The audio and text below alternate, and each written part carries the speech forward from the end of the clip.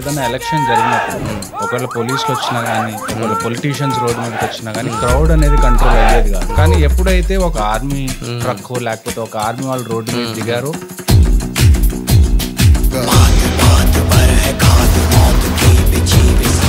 Corruption లేని services ఏదన్నా ఉందా, రిజర్వేషన్ లేని సర్వీస్ ఏదన్నా ఉందా, ఏదన్నా సర్వీస్ జస్ట్ మెరిట్ మీద మీరు బేస్ చేసుకుని లోపలికి వెళ్ళగలరా? మీ దగ్గర టాలెంట్ ఉంది, మీ దగ్గర దేశం కోసం పోరాడాలన్న శక్తి మీ దగ్గర ఉన్నప్పుడు ఇండియన్ ఆర్మీని మించి నాకు తెలిసి ఒక ఆర్గనైజేషన్ ఈ దేశంలో ఉందని నేనైతే అనుకుంటున్నాను.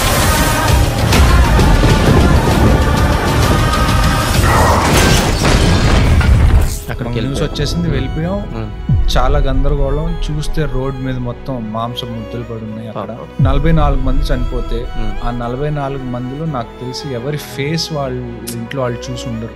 ఎందుకంటే ఆ బ్లాస్ట్ ఎంత పెద్దది అంటే బాడీ మొత్తం పీసెస్ అయిపోయి చిందరవందరగా పడి ఉంటే జస్ట్ టెస్ట్ చేసి DNA టెస్ట్ చేసి ఎవరి బాడీ ఏంటి అన్నది వాళ్ళ ఫ్యామిలీ వరకు చేర్చగలిగారు.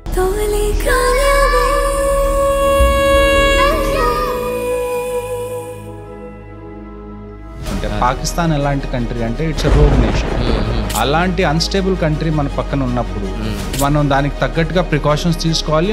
మధ్యలో అలాంటి కంట్రీని కొద్దిగా చెక్లో పెట్టడం కూడా చాలా ఇంపార్టెంట్. పంజాబ్ లో మనకి డ్రగ్స్ అనేవి చాలా ఎక్కువ. సో ఒక ట్రాక్టర్ లో మేము ఒక రోజు ఆల్మోస్ట్ ఒక 21 kgs హెరాయిన్ పడుతుంది.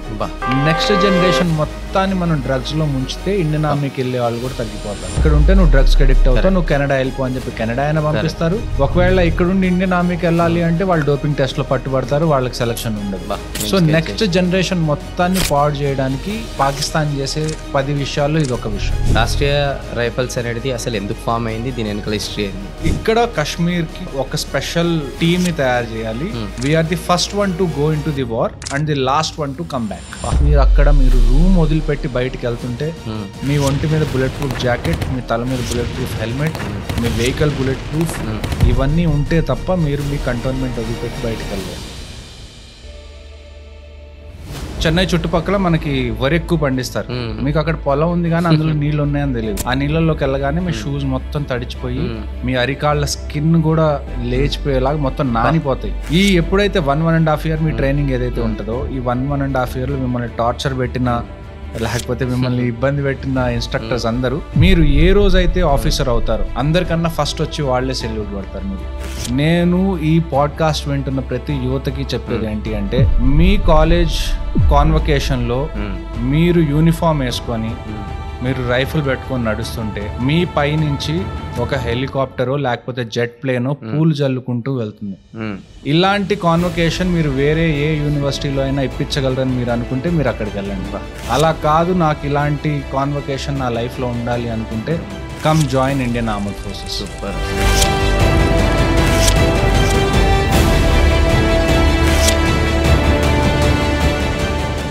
సో ఈరోజు మనం అందరం కూడా సేఫ్గా ఉన్నామనంటే అండ్ హ్యాపీగా ఉన్నామంటే మన కుటుంబ సభ్యులతోని నేను ఆల్వేస్ చెప్పేది ఒకటే రీజన్, అక్కడ దేశ సరిహద్దుల్లో మన ఎస్పెషల్లీ బార్డర్లో -డిగ్రీలో కూడా వాళ్ళ ఫ్యామిలీని కాంప్రమైజ్ చేసుకొని అండ్ వాళ్ళ డ్రీమ్స్ని కూడా కాంప్రమైజ్ చేసుకొని ఈరోజు వాళ్ళ ప్రాణాలు అడ్డుకట్టుగా పెట్టి మన కోసం మన దేశం కోసం ఆల్వేస్ ముందలుండి నడిపించే వ్యక్తులే మన ఇండియన్ ఆర్మీ. సో అలాంటి వ్యక్తులను తలుచుకున్నప్పుడల్లా ఒక తెలియని ఒక కాన్ఫిడెన్స్, ప్రౌడ్ మూమెంట్ అనేది వస్తుంది. అండ్ వాళ్ళ గురించి ఎంత మాట్లాడినా కూడా తక్కువనే అని చెప్తాను నేను. ఈరోజు వాళ్ళకున్న కమిట్మెంట్ కావచ్చు, వాళ్ళకున్న డిసిప్లిన్ కావచ్చు, అందులో నుంచి మన లైఫ్ పట్ల గోల్స్ పట్ల అట్లీస్ట్ 5% 2% వచ్చినా కూడా మనం ఎక్కడికో వెళ్ళిపోతాం అనమాట. సో ఎందుకు ఇవన్నీ కూడా చెప్తున్నానంటే ఈరోజు ఈ పాడ్కాస్ట్లో అలాంటి ఒక గొప్ప వ్యక్తి మన మధ్యలో ఉన్నారనమాట. సో చాలా విషయాలు అనేది వారితో మనం తెలుసుకోబోతున్నాం అనమాట. ఆయన ఆల్మోస్ట్ మన ఇండియన్ ఆర్మీలో 11 years పైగా మన దేశంకి సర్వీస్ అనేది చేసి ఎన్నో పెద్ద పెద్ద మిషన్లో అనేది పార్టిసిపేట్ చేసి ఇండైరెక్ట్లీ ఆర్ డైరెక్ట్లీ ఈరోజు మనం అందరం కూడా హ్యాపీగా ఉన్నామంటే వన్ ఆఫ్ ద రీజన్ అనేది నేను 100% ప్రౌడ్ మూమెంట్గా చెప్తాను. ఎందుకంటే చాలామంది ఒక ఇండియన్ ఆర్మీలోకి వెళ్ళాలనుకుంటారు, ఇంకా కొంతమంది ఈ మధ్యకాలంలో గోల్స్ కూడా చేంజ్ చేసేసుకుంటున్నారు. ఎంతసేపు ఈరోజు స్టూడెంట్స్ ఏమవుతారంటే ఒకప్పుడు నేను స్కూల్ డేస్లో ఇంకా కొంతమంది ఏదైతే 1980s ఉన్నప్పుడు ప్రతి ఒక్కరు ఇండియన్ ఆర్మీ అంటారు. కానీ ఈరోజు ప్రతి ఒక్కరు ఒక సాఫ్ట్వేర్ ఇంజనీర్ యూఎస్కి వెళ్ళిపోతా ఇంకెక్కడికో వెళ్ళిపోతా అంటున్నారు. కానీ ఇలాంటి వాళ్ళ అంటే వాళ్ళ జర్నీ తెలుసుకున్న తర్వాత అసలు నిజంగా మన ఇండియన్ ఆర్మీలో ఏం జరుగుతుంది, అక్కడ మనము ఎందుకు ఒక గోల్, మనం కూడా ఒక ఇండియన్ ఆర్మీలోకి ఎందుకు వెళ్ళాలి, ఇలాంటివన్నీ తెలుసుకున్న తర్వాత నిజంగా చెప్తున్నాను కదా, చాలా అంటే చాలా రియలైజేషన్ వస్తుంది అండ్ ఎన్నో విషయాలు కూడా మీకు అర్థమవుతాయి. ఓకే, సో ఈ పాడ్కాస్ట్లో ఎన్నో విషయాలు మనం డిస్కస్ చేయబోతున్నాం. దయచేసి ఎండ్ వరకు ఈ పాడ్కాస్ట్ అనేది వినండి అండ్ ప్రతి ఒక్క యంగ్స్టర్స్కి ఈ పాడ్కాస్ట్ అనేది దయచేసి ఫార్వర్డ్ చేయండి. ఎందుకంటే వాళ్ళు ఎంత తక్కువ ఏజ్లో ఈరోజు మేము డిస్కస్ చేస్తున్న విషయాలు అనేది తెలుసుకుంటే వాళ్ళకి సమ్వేర్ సమ్హౌ పర్సనల్ లైఫ్లో, ప్రొఫెషనల్ లైఫ్లో ఎదగడానికి ఈ విషయాలన్నీ చాలా యూస్ఫుల్ అవుతాయి. So without wasting time, let's introduce today's our guest, మన మేజర్ హర్షవర్ధన్ గారు. సో నిజంగా చాలా ప్రౌడ్గా అనిపిస్తుంది అనమాట సార్ పేరు చెప్తుంటే అండ్ ఆయన గురించి మీకు ఇంట్రడ్యూస్ చేస్తుంటే. నమస్కారం సార్. జై హింద్ వేణు కళ్యాణ్ గారు. Thank you so much. చూడండి, నమస్కారం అంటే జై హింద్ అన్నారు, ఇంకా ప్రౌడ్ మూమెంట్ వచ్చింది, గూస్ బాంబ్స్ వచ్చినాయి. ఎలా ఉన్నారు? చాలా బాగున్నాను. నన్ను పిలిచినందుకు చాలా ఆనందంగా ఉంది. It's our proud, it's our pleasure moment. ఈరోజు మీరు వచ్చిన తర్వాత మా ఆఫీస్లో అందరూ కూడా అసలు చాలా అంటే చాలా హ్యాపీగా మీకు వెల్కమ్ చేయడం అండ్ దాని తర్వాత మీతో మాట్లాడడం ఇంతాక కొద్దిసేపు చాలా మంచిగా అనిపించింది. చెప్పండి, అసలు మీరు ఇండియన్ ఆర్మీకి ఎందుకు రావాలనిపించింది? దానికన్నా ముందు మీరు ఏం చేసేవాళ్ళు? నేను నా బర్త్ ప్లేస్ వచ్చేసి ఇప్పుడు మనం పల్నాడు అని అంటాం. పల్నాడు డిస్ట్రిక్ట్ నర్సరావుపేట నేను పుట్టింది. ఓకే, నేను ఆల్మోస్ట్ 9th వరకు కూడా నేను నర్సరావుపేటలోనే చదువుకున్నాను. Okay okay. నర్సరావుపేట పల్నాడు ఒకప్పుడు ఎలా ఉండేదంటే నా చిన్నతనంలో ఆ చుట్టుపక్కల ఏరియాలో నక్సలిజం కొద్దిగా ఎక్కువ ఉండేది. మాచర్ల, గుత్తికొండ బిలం ఇలాంటి పల్నాడు ఏరియాలో ఉన్న అడవుల్లో కొద్దిగా నక్సలైట్స్ కొద్దిగా ఎక్కువ ఉండేవాళ్ళు. వాళ్ళది ఇంటర్ఫీరెన్స్ కూడా చాలా ఎక్కువ ఉండేది సొసైటీలో. చాలా మంది నక్సలిజంలో జాయిన్ అయ్యేవాళ్ళు. పోనీ అలాంటి చోట ఎక్కడన్నా ఎలక్షన్స్ జరిగినా కానీ ఏమయ్యేదంటే బాంబులు అలాంటివన్నీ చాలా నార్మల్ విషయాలు అయ్యి ఆ టైంలో. అక్కడ రోడ్ మీద వైలెన్స్ కానీ ఇవన్నీ చాలా చాలా ఎక్కువగా ఉండేది ఆ టైంలో. అలాంటి టైంలో నేను చూసిన విషయం ఏంటి అంటే, ఏదైనా ఎలక్షన్ జరిగినప్పుడు ఒకవేళ పోలీసులు వచ్చినా కానీ, ఒకవేళ పొలిటీషియన్స్ రోడ్ మీదకి వచ్చినా కానీ క్రౌడ్ అనేది కంట్రోల్ అయ్యేది కాదు. కానీ ఎప్పుడైతే ఒక క్యామోఫ్లాజ్ యూనిఫామ్ వేసుకొని ఒక ఆర్మీ ట్రక్ లేకపోతే ఒక ఆర్మీ వాళ్ళు రోడ్డు మీద దిగారో, మా ఇల్లు కొద్దిగా మెయిన్ రోడ్ మీద ఉండేది, అప్పటి వరకు ఎక్కడైతే గొడవగా ఉండేదో గట్టిగా ఒక 30 seconds జనాలందరూ చల్లా చెదురైపోయి రూమ్ లో వాళ్ళ ఇళ్లలోకి వెళ్ళిపోయి మళ్ళీ బయటకు వచ్చేవాళ్ళు. అదే టైంలో మళ్ళీ నేను 3rd standard లో ఉన్నప్పుడు కార్గిల్ వార్ జరిగింది. కార్గిల్ వార్ జరిగినప్పుడు మా స్కూల్ తరపు నుంచి ఫండ్స్ కలెక్ట్ చేసి కార్గిల్ వార్ లో ఎవరైతే గాయపడ్డారో లేకపోతే ఎవరైతే చనిపోయారో వాళ్ళ ఫ్యామిలీకి ఫండ్స్ రైజ్ చేయడం కానీ ఇలాంటివన్నీ చూసినప్పుడు ఒక ఆంధ్రప్రదేశ్లో నర్సరావుపేట అనే ప్లేస్లో ఒక అబ్బాయికి ఆర్మీ గురించి తెలిసింది ఇంతే. 3rd class 4th class ఆ టైంలో. ఆర్మీ వాళ్ళు అంటే ఏంటి, ఈ దేశంలో ఏదన్నా గవర్నమెంట్ జాబ్ ఉంటే కరప్షన్ లేని సర్వీసెస్ ఏదన్నా ఉందా, రిజర్వేషన్ లేని సర్వీస్ ఏదన్నా ఉందా, ఏదన్నా సర్వీస్ జస్ట్ మెరిట్ మీద మీరు బేస్ చేసుకుని లోపలికి వెళ్ళగలరా, ఇక్కడ మీరు హిందూ, ముస్లిం, క్రిస్టియన్, సిక్, మీరు ఏ రిలీజన్ నుంచి వచ్చారన్నది అనవసరం, మీరు ఏ కాస్ట్ నుంచి వచ్చారన్నది అనవసరం, మీరు సౌత్ ఇండియా నుంచి వచ్చారా, నార్త్ ఇండియా నుంచి వచ్చారా అన్నది అనవసరం. మీ దగ్గర టాలెంట్ ఉంది, మీ దగ్గర దేశం కోసం పోరాడాలన్న శక్తి మీ దగ్గర ఉన్నప్పుడు మీరు ఇండియన్ ఆర్మీని మించి నాకు తెలిసి ఒక ఆర్గనైజేషన్ ఈ దేశంలో ఉందని నేనైతే అనుకోను. సో అది ఒక స్టార్టింగ్, ఒక గోల్ ఫార్మేషన్. ఇండియన్ ఆర్మీలో జాయిన్ అవ్వాలి ఎప్పటికైనా. చిన్నప్పుడు కూడా అబ్బాయిలకి ఎక్కువ మంది, మనం పెరిగేటప్పుడు మనకి ఏమనిపిస్తుంది, మనకి సూపర్ హీరో మూవీస్ ఇలాంటివన్నీ చూసినప్పుడు మనం బాగా ఇన్స్పైర్ అవుతాం. కానీ నాకు తెలిసిన సూపర్ హీరోస్ చిన్నప్పటి నుంచి ఎవరంటే Indian army soldiers, beat navy, air force, army, ఎవరైనా కానీ జనరల్ గా ఎవరైతే మన సరిహద్దుల్ని ప్రొటెక్ట్ చేస్తున్నారో, మన కోసం ఎవరైతే వాళ్ళ ఫ్యామిలీస్ ని వెనకాల వదిలేసి ఆ టెంపరేచర్స్ లో అలాంటి క్లైమాటిక్ కండిషన్స్ లో సాక్రిఫైస్ చేస్తారో అలాంటి వాళ్ళని నేను ఎప్పుడు సూపర్ హీరోస్ అనుకున్నా. ఇన్ఫాక్ట్ నేను ఇండియన్ ఆర్మీకి సెలెక్ట్ అయినప్పుడు నాకు ఎలాగుందంటే it was like a fan boy moment. Correct. అంటే ఇప్పుడు మనం జనరల్ గా చూస్తూ ఉంటాం ఆడియో ఫంక్షన్స్ లో, అలాగా ఒక పెద్ద యాక్టర్ ఎవరన్నా ఉంటే ఆయన్ని చూసి ఇన్స్పైర్ అయ్యి మళ్ళీ ఎవరైతే మూవీస్ లోకి వచ్చారో ఆయన్ని ఫస్ట్ టైం కలిసినప్పుడు వాళ్ళు ఎలా ఫీల్ అవుతారు. నేను ఇండియన్ ఆర్మీలోకి ఫస్ట్ టైం వెళ్ళినప్పుడు నా ఫీలింగ్ అది. చిన్నప్పటి నుంచి వీళ్ళనే నా హీరోలు అనుకొని పెరిగాను. ఇప్పుడు ఈ హీరోల మధ్యలో పోరాడే అవకాశం నాకు దొరికింది అనుకో అని తెలిసినప్పుడు నాకు ఐ థింక్ నా జీవితంలో అన్నిటికన్నా బెస్ట్ మూమెంట్ అంటే నేను అదే చెప్తాను. అంటే మీరు గ్రాడ్యుయేషన్ అయిపోయిన తర్వాత డైరెక్ట్ నేను గ్రాడ్యుయేషన్ గుంటూరులో చేశాను, జేకేసీ కాలేజ్లో. ఓకే. నేను గ్రాడ్యుయేషన్ లో చేసిన అంత మంచి పని ఏంటి అంటే నాకు తెలిసి ఎన్సీసీలో జాయిన్ అవ్వడం. మనకి ఎక్కువగా గవర్నమెంట్ కాలేజెస్లో ఎన్సీసీ అనేది ఉంది కానీ ప్రైవేట్ కాలేజ్లో ఎన్సీసీ పెద్దగా లేదు కాబట్టి పెద్దగా అవేర్నెస్ కూడా లేదు. నేను స్కూల్లో ఉన్నప్పుడు NCC and scouts and guides అవును, స్కౌట్స్ అండ్ గైడ్స్ ఉండేది, ఎన్ఎస్ఎస్ అని కూడా ఉండేది. సో ఇవన్నీ మీకు ఇంకొకటి ఏంటంటే ఇంజనీరింగ్ కాలేజ్లో మీరు జాయిన్ అయినప్పుడు మీ కరికులం ఇంత రిగరస్గా ఉండడం వల్ల మీరు అలాంటి వాటిలో పార్టిసిపేట్ చేయడం కూడా కొద్దిగా కష్టం అవుతుంది. కరెక్ట్. సో నేనేమో బీఎస్సీ మ్యాథ్స్, ఫిజిక్స్, కెమిస్ట్రీ చేశాను. ఓకే. సో ఫస్ట్ నుంచి ఆమె మీద ఇంట్రెస్ట్ ఉంది కాబట్టి ఎప్పుడైతే ఎన్సీసీ అనేది కాలేజీలో ఉంది అని తెలియగానే నాకు చాలా మంచి ఆపర్చునిటీ, ఖచ్చితంగా జాయిన్ అవ్వాలని చెప్పి జాయిన్ అయ్యాను. ఎన్సీసీ నేను 2 years చేశాను కాలేజ్లో ఉన్నప్పుడు. ఆ టైంలోనే నాకు మౌంటైనీరింగ్ కోర్సెస్ అనేవి క్యాంప్స్ గా రావడం. ఆంధ్రప్రదేశ్ అప్పట్లో తెలంగాణ, ఆంధ్ర ఒకటి ఉండేది 2009 ఆ టైంలో. అలాంటి టైంలో ఒక్కడనే మొత్తం స్టేట్ నుంచి మౌంటైనీరింగ్ ఎక్స్పెడిషన్స్కి వెళ్ళడం. అంటే ఇప్పుడు మనకి ఇండియాలో మౌంటైనీరింగ్ అనేది నేర్పించడానికి కొన్ని ఇన్స్టిట్యూట్స్ ఉంటాయి. నేను వెళ్ళిన ఇన్స్టిట్యూట్ పేరు Atal Bihari Vajpayee institute of mountaineering అని, ఇది మనాలిలో ఈ ఇన్స్టిట్యూట్ ఉంది. మీరు ఒక స్టూడెంట్ గా మీరు graduation first year, second year చదువుతున్నారు. ఆ టైంలో గవర్నమెంట్ మీకు అన్ని ఎక్స్పెన్సెస్ ఇచ్చి మీరు వెళ్ళి మౌంటైనీరింగ్ క్యాంప్ చేయండి అన్న సౌలభ్యం ఎన్సీసీలో ఉంది. ఇది ఇంకా ఎక్కువ మంది పిల్లలకు తెలియాలని చెప్తున్నాను. మీరు ఒకసారి ఎన్సీసీలోకి వెళ్ళిన తర్వాత మీ క్యాంప్స్ కి మీరు వెళ్తారు, వేరే స్టేట్స్ వెళ్తారు, వేరే కల్చర్స్ ని మీరు చూస్తారు, ఎంతో కొంత మీరు ట్రావెల్ చేస్తారు. డిసిప్లిన్ కూడా చాలా డిసిప్లిన్ వస్తుంది మీకు. నేను మీకు ఒక చిన్న ఎగ్జాంపుల్ చెప్తాను. రీసెంట్ గా మనకి విజయవాడలో ఫ్లడ్స్ వచ్చినాయి కదా లాస్ట్ ఇయర్. దాని ముందు ఫ్లడ్స్ ఎగ్జాక్ట్ గా వచ్చింది 2009, 2010 ఆ టైంలో. మేము first year, second year college లో ఉన్నప్పుడు ప్రకాశం బ్యారేజ్ ఉంటుంది కదా విజయవాడలో, అది చాలా పాతది కన్స్ట్రక్షన్. సో ఎప్పుడైతే ఎక్కువ ఫ్లడ్డింగ్ వస్తుందో దానికి ఏమన్నా అవుతుందేమో, లేకపోతే అక్కడికి ఎవరన్నా జనాలు ఎంటర్ అయ్యి దూకి ఆత్మహత్య చేసుకోవడానికి ఏమన్నా ట్రై చేస్తారేమో అని చెప్పి బ్యారేజ్ని మూసేస్తారు జనరల్గా. సో కాలేజ్ ఫస్ట్ ఇయర్లో ఉన్నప్పుడు కూడా మేము పోలీస్ అండ్ ఆర్మీతో కలిసి ప్రకాశం బ్యారేజ్ మొత్తాన్ని మేము సేఫ్ గార్డ్ చేసాం ఫ్లడ్స్ వచ్చిన రోజులు.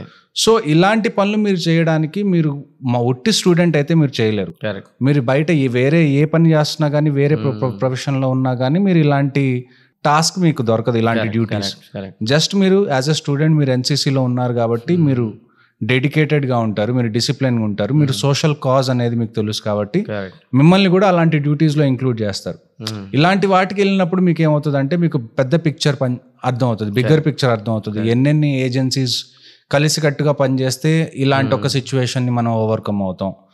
మీరు ఫుడ్ ఇండస్ట్రీ కూడా చూసుకోవాలంటే ఇలాంటి టైంలో ఫ్లడ్స్ వచ్చినాయి, గవర్నమెంట్లో ఫుడ్ వైపు ఎవరైతే ఉన్నారో వాళ్ళు కూడా వచ్చి ఫుడ్ టైంకి అందించాలి. But at the same time disaster relief teams ఉంటాయి, వాళ్ళు కరెక్ట్ టైంకి రావాలి. ఇలాగా ఏదైనా బ్యారేజెస్ కానీ బ్రిడ్జెస్ కానీ పాత ఉంటే దాన్ని ప్రొటెక్ట్ చేసుకోవాలి. సో మనకి పైకి కనపడదు కానీ లోపల చాలా ఏజెన్సీస్ కలిసికట్టుగా పనిచేస్తే తప్ప ఇలాంటి ఒక సిచ్యువేషన్ ని మనం ఓవర్కమ్ అవ్వలేం. కానీ ఈ విషయం మీకు ఎప్పుడు తెలుస్తుంది? మీరు దానిలో పార్టిసిపేట్ చేసినప్పుడు తెలుస్తుంది. చాలా మంచి చెప్తున్నాడు. ఎందుకంటే మన 90s బ్యాచ్ ఇదంతా చూసుకున్నట్టయితే ఇవన్నీ కూడా చేసేవాళ్ళం. ఇప్పుడు లేటెస్ట్ బ్యాచ్ జెన్జీ అని నడుస్తుంది. సో వీళ్ళకి ఇవన్నీ కూడా అవేర్నెస్ లేదు. అండ్ రెండోది అవేర్నెస్తో పాటు కొంతమందికి దీనిపైన అరే సీరియస్ తీసుకొని ఎన్సీసీలో పార్టిసిపేట్ చేయాలి, ఇప్పుడు ఇలాంటి యాక్టివిటీస్లో పార్టిసిపేట్ చేయాలనేది కూడా థాట్ ప్రాసెస్ కూడా లేదు. చాలా మందికి పార్టీ కల్చర్ ఇట్లాంటివి అయిపోయినాయి. లేదు, ఎక్కడో ఒక చోట మనం దీన్ని మన స్కూలింగ్ మీద కూడా ఒకసారి మాట్లాడుకోవాలి. ఇప్పుడు 6th standard 7th standard అనగానే మనం ఐఐటీస్ క్రాక్ చేయాలి, లేకపోతే ఎయిమ్స్ క్రాక్ చేయాలి, జేఈ క్రాక్ చేయాలి అని చెప్పి ఆల్మోస్ట్ ఒక పిల్లవాడు 6th 7th standardకి వచ్చిన దగ్గర నుంచి ఆ పిల్లవాడు ఆల్మోస్ట్ ఇంటర్మీడియట్ కంప్లీట్ అయ్యే వరకు ఎలాంటి స్కూల్స్లో చదువుతున్నాడంటే ఆ స్కూల్స్లో ప్లే గ్రౌండ్సే ఉండట్లా. కానీ ఒక మనిషికి ఫార్మాటివ్ ఇయర్స్ అనేవి మీ టీన్సే. మీ టీన్స్ లో మీరు ఊరక చదువుకొని ఒక పౌల్ట్రీ ఫామ్ లాగా అక్కడే కూర్చొని మీకు ఫిజికల్ యాక్టివిటీ అసలు లేకపోతే ఆల్ ఆఫ్ ఎ సడన్ మీరు కాలేజ్లోకి వచ్చిన తర్వాత ఎన్సీసీ జాయిన్ అవ్వమంటే అతనికి ఇంట్రెస్ట్ ఎక్కడ వస్తుంది? ఒకవేళ ఇంట్రెస్ట్ ఉన్నా కానీ ఒక కాన్ఫిడెన్స్ ఉండదు. నేను ఇన్నేళ్ల నుంచి ఏం చేయలేదు, ఇప్పుడు నేను ఎన్సీసీలో జాయిన్ అయితే మళ్ళీ ఆ ఫిజికల్ స్ట్రెయిన్ నేను తట్టుకోగలను. ఆ కాన్ఫిడెన్స్ లోనే సగం అతను ఆ డెసిషన్ తీసుకోవడంలో ఆగిపోతాడు మధ్యలోనే. ఎగ్జాక్ట్లీ. సో మనకి స్కూలింగ్ నుంచి ఎప్పుడైతే మనకి గేమ్స్, స్పోర్ట్స్, ఫిజికల్ యాక్టివిటీ అనేది ఎక్కువ ఇంపార్టెన్స్ ఇస్తామో, చదువుకి ఎంత ఇంపార్టెన్స్ ఇస్తామో అంత ఇంపార్టెన్స్. అలానే మీకు ఇంకా కాలేజ్కి వెళ్ళిన తర్వాత మీరు వేరే స్పోర్ట్స్లో మీరు ఫ్లరిష్ అవ్వాలన్నా కానీ, ఎన్సీసీ లాంటి వాటిలోకి వెళ్ళాలన్నా కానీ మీ బాడీ కూడా ఈజీగా దానికి వర్కౌట్ అవుతుంది, మీ మైండ్ కూడా డెసిషన్ తీసుకోవడానికి ఈజీగా ఉంటుంది. కరెక్ట్. ఈ మధ్యకాలంలో చాలామంది పేరెంట్స్, జెన్జీ పేరెంట్స్ బాధపడుతుంది ఏంటంటే వాళ్ళ పిల్లలు డిసిప్లిన్గా లేరు, బ్యాడ్ అలవాట్లు అనేది కూడా ఫాస్ట్గా డెవలప్ చేసుకున్నారు, బ్యాడ్ లాంగ్వేజ్, బ్యాడ్ ఫ్రెండ్స్, ఇవన్నీ కూడా అంటున్నారు అనమాట. ఇప్పుడు మీరు చెప్తుంటే నాకు కూడా కొంచెం క్లారిటీ ఏమొస్తుందనంటే, స్కూల్ లైఫ్లో ఉన్నప్పుడే పేరెంట్స్ ఒక సైడ్ నుంచి ఇంకో సైడ్ నుంచి టీచర్స్ కూడా మ్యాండేటరీ ఈ స్పోర్ట్స్లో ఉండాలి లేదంటే ఎన్సీసీలో ఉండాలని తీసుకొని వస్తే, సో వాళ్ళకి తెలియకుండానే వాళ్ళ లోపల డిసిప్లిన్ అనేది డెవలప్ అవుతుంది. ఎందుకంటే ఇప్పుడు మీరు చూసినట్టయితే కూడా చాలా మటుకు స్టూడెంట్స్ ఇంటర్మీడియట్లో ఉన్న వాళ్ళు కూడా పెద్ద పెద్ద పొట్టలు వేసుకొని ఉంటున్నారు. అంటే అమ్మాయిలకు కూడా నేను రీసెంట్ గా ఆన్లైన్ లో చూస్తున్నాను, ఎవరో లేడీ కాలేజ్ హాస్టల్స్ అవన్నీ చెక్ చేస్తున్నారు, ఆవిడ ఏదో అధికారి అయి ఉంటది. ఆవిడ చెప్తున్నారు ఏంటంటే ఆడపిల్లలకి కూడా ఇలాంటి హాస్టల్స్ లో ఉండడం వల్ల ఒక 3-4 months పీరియడ్స్ రావట్లేదు, పీసీఓడి లాంటి ప్రాబ్లమ్స్ వస్తున్నాయి. ఇవన్నీ ఎప్పుడు వస్తాయి? మీకు ఫిజికల్ యాక్టివిటీ లేనప్పుడే ఇలాంటివి వస్తాయి. అంటే చాలా లేజీ అనేది ఈ జెన్జీకి ఎక్కువ అయిపోయింది. అండ్ ప్రతిదీ కూడా ప్రోక్రాస్టినేషన్, ఈజీ సక్సెస్, ఇలాంటివన్నీ డెవలప్ కావడానికి నాకు అర్థమైపోయింది. ఇప్పుడు రూట్ కాజ్ అనేది స్కూల్ లైఫ్లో ఉన్నప్పటి నుంచి ఎన్సీసీలో ఇంకా ఏదైనా స్పోర్ట్స్ దాంట్లోనో ఉండుంటే ఇప్పుడు ఇవన్నీ కూడా మనం ఫేస్ చేసేది కాదు. ఫిజికల్ యాక్టివిటీ అనేది మనకి at the end very compulsory. అది మనం చాలా చిన్న వయసు నుంచి అలవాటు చేస్తే వాళ్ళు రేపు ఏ ఒలింపిక్స్ ఆడతారో లేకపోతే పెద్ద క్రికెటర్ అవుతారో అన్నో కాదు. మీరు ఇన్ జనరల్ ఒక నార్మల్ జాబ్ చేస్తున్నారు, కార్పొరేట్ జాబ్ చేస్తున్నారు, మీకు ఏదో ఒక అవుట్లెట్ కావాలి కదా. మీ స్ట్రెస్ మీరు తీసేసుకోవాలంటే మీరు ఏం చేస్తారు? ఏ వీకెండ్ ఫ్రెండ్స్ తో కలిసి ఏదో ఒక స్పోర్ట్ ఆడడం, అలా చెయ్యాలంటే మీకు ఏదో ఒక స్పోర్ట్ వచ్చి ఉండాలి.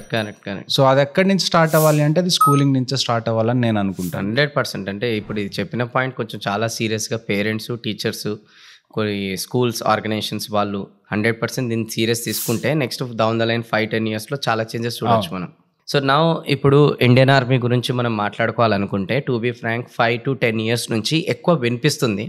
అంటే కొన్ని ఇండియన్ ఆర్మీలో కొన్ని మంచి పనులు చేయడం రిలేటెడ్ కావచ్చు, కొన్ని స్పెషల్గా కొన్ని వార్స్ చేయడం రిలేటెడ్ కావచ్చు, ఇమీడియట్ లైక్ కౌంటర్ అటాక్ ఇలా చేయడం కావచ్చు, ఇవన్నీ కూడా మనం చూస్తున్నాం ఈ మధ్యకాలంలో.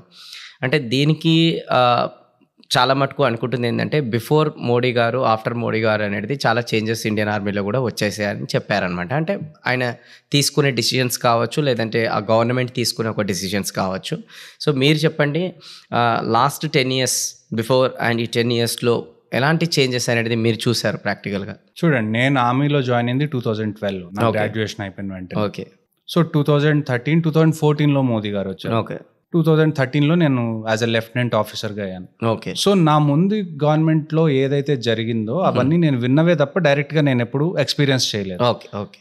కానీ నేను విన్న దాన్ని బట్టి ఆ తర్వాత 2014 నుంచి నేను లాస్ట్ ఇయర్ రిటైర్ అయ్యే వరకు నేను చూసిన దాన్ని బట్టి నాకు అనిపించిన డిఫరెన్స్ ఏంటంటే ఒక యాటిట్యూడ్ డిఫరెన్స్ అయితే ఖచ్చితంగా నాకు కనపడింది. ఓకే. ఇంతకు ముందు మనం కొద్దిగా డిఫెన్సివ్గా ఉండేవాళ్ళం. Okay. Now we're offensive defence. అంటే ఇప్పుడు మనం ఏంటి అంటే మనం ఇప్పుడు డిఫెన్స్గా ఉంటాం, కానీ what is the best way of defence is to be offensive.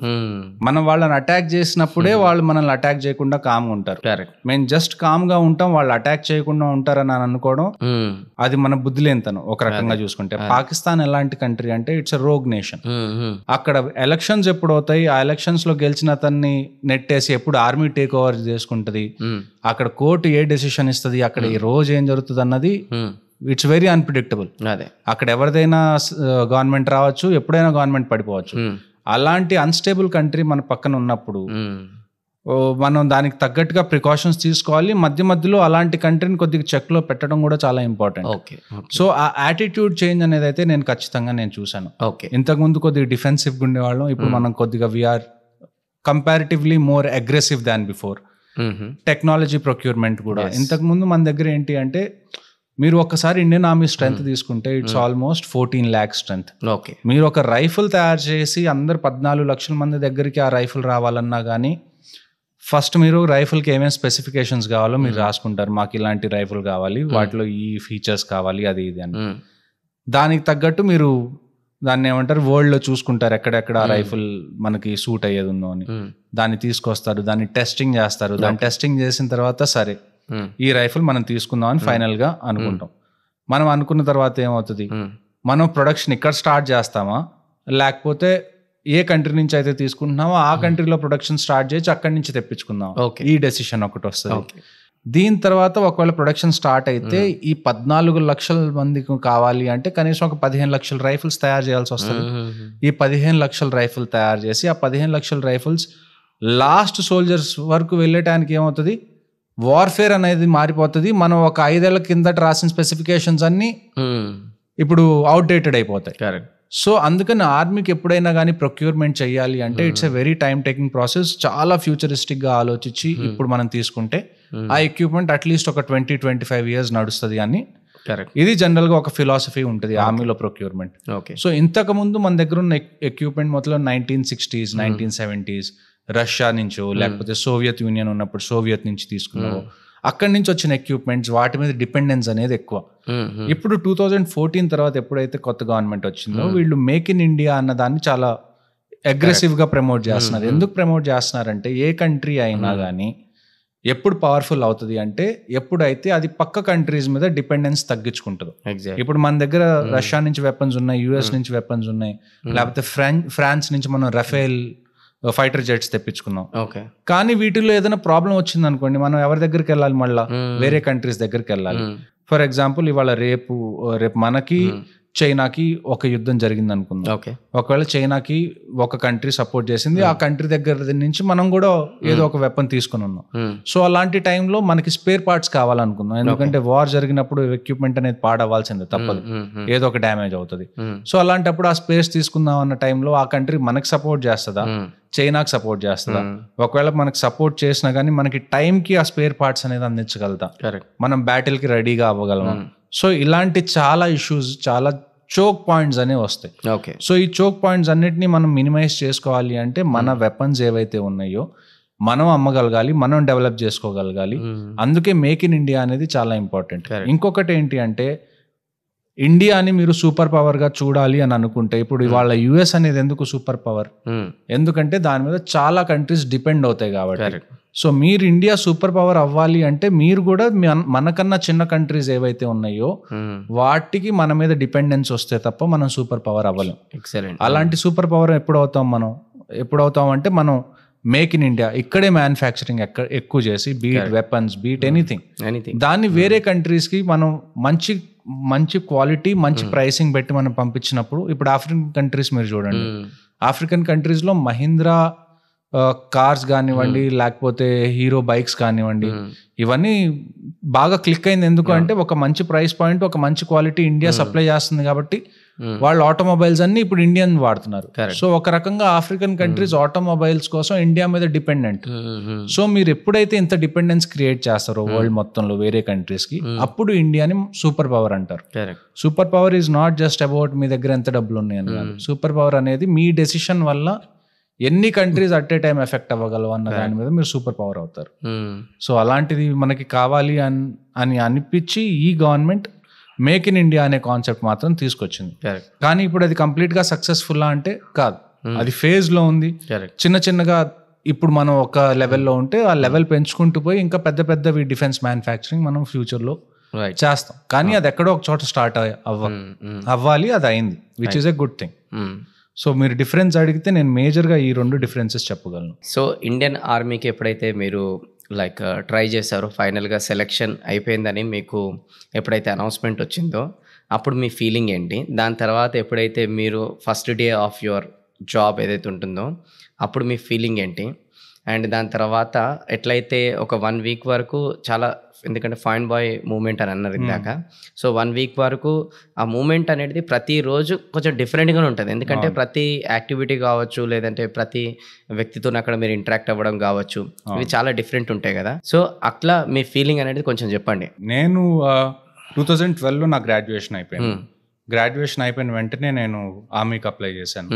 So ఇప్పుడు మనకి యూపీఎస్సీకి ఎలాగైతే మీకు సివిల్స్ ఇంటర్వ్యూస్ అవన్నీ ఉంటాయో, ఆర్మీలోకి వెళ్ళాలంటే మీకు ఎస్ఎస్బి అని ఉంటుంది.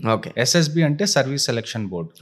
సో మీరు ఎవరైనా ఆర్మీలో కానీ, నేవీలో కానీ, ఎయిర్ ఫోర్స్లో కానీ ఆఫీసర్ అవ్వాలి అంటే వాళ్ళు ఖచ్చితంగా ఎస్ఎస్బి ఇంటర్వ్యూ అనేది క్లియర్ చేసి ఆ తర్వాత మెడికల్ అనేది క్లియర్ చేస్తేనే వాళ్ళు ఆఫీసర్స్గా ఇండియన్ ఆర్మ్డ్ ఫోర్సెస్లోకి వెళ్తారు. సో జనరల్గా ఎస్ఎస్బి అనేది చాలా one of the toughest interviews అనుకుంటారు. సో నేను మామూలుగా ఫస్ట్ టైం వెళ్ళినప్పుడు నేను ఏమనుకున్నానంటే బ్యాక్గ్రౌండ్ ఏమీ లేదు, అంటే ఇంట్లో ఇంతకుముందు ఎవరు ఆర్మీలో లేరు. సో ఫస్ట్ టైం వెళ్ళినప్పుడు ఊరికి ఒక ఐడియా వస్తుంది. ఇప్పుడు అంటే ఇంటర్నెట్ ఉంది కాబట్టి యు నో ఎవ్రీథింగ్ బిఫోర్. అలాంటి టైంలో మీరు డైరెక్ట్గా వెళ్ళి ఒకసారి రంగంలో దిగితే తప్ప మీకు ఒక అవేర్నెస్ రాదు. ఓకే. సో ఫస్ట్ టైం ఊరికి వెళ్ళి చూసి వద్దాం అసలు ఎలాగుంటుంది ఏంటి అని చెప్పి నేను వెళ్ళాను.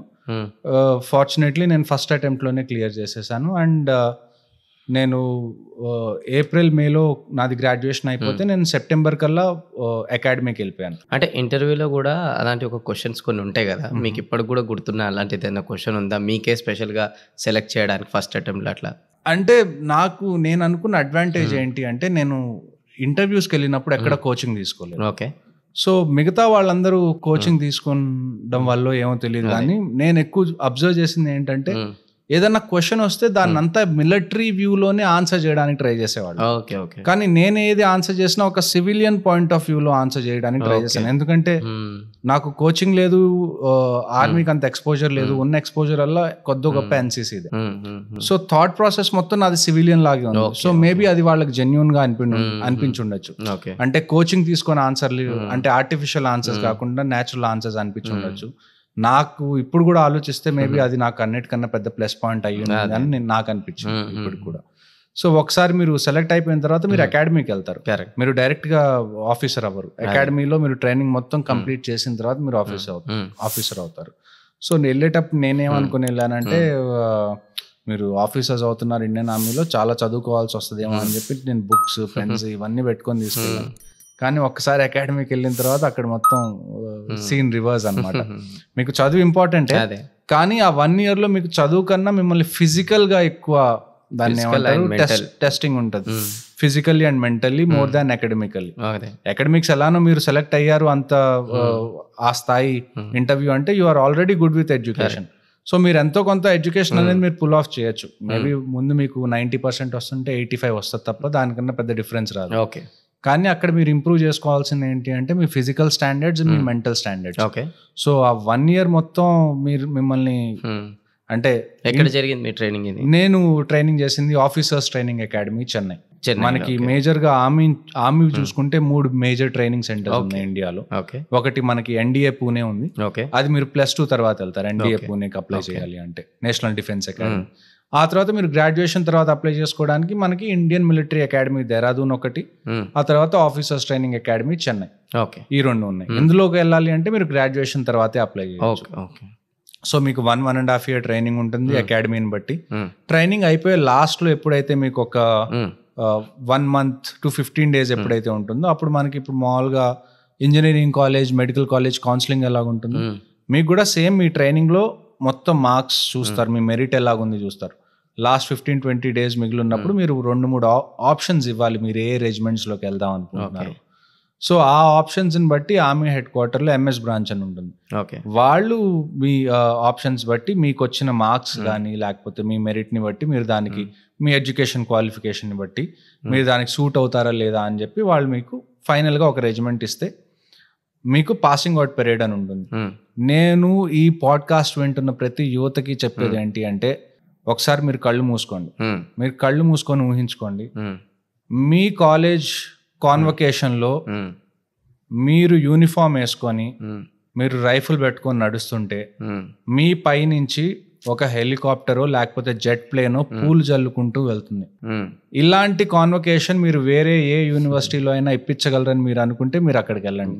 అలా కాదు, నాకు ఇలాంటి కాన్వకేషన్ నా లైఫ్లో ఉండాలి అనుకుంటే come join Indian armed forces. Super. మీకు ఇక్కడ తప్ప ఇలాంటి కాన్వకేషన్ మీకు ఎక్కడ దొరకదు.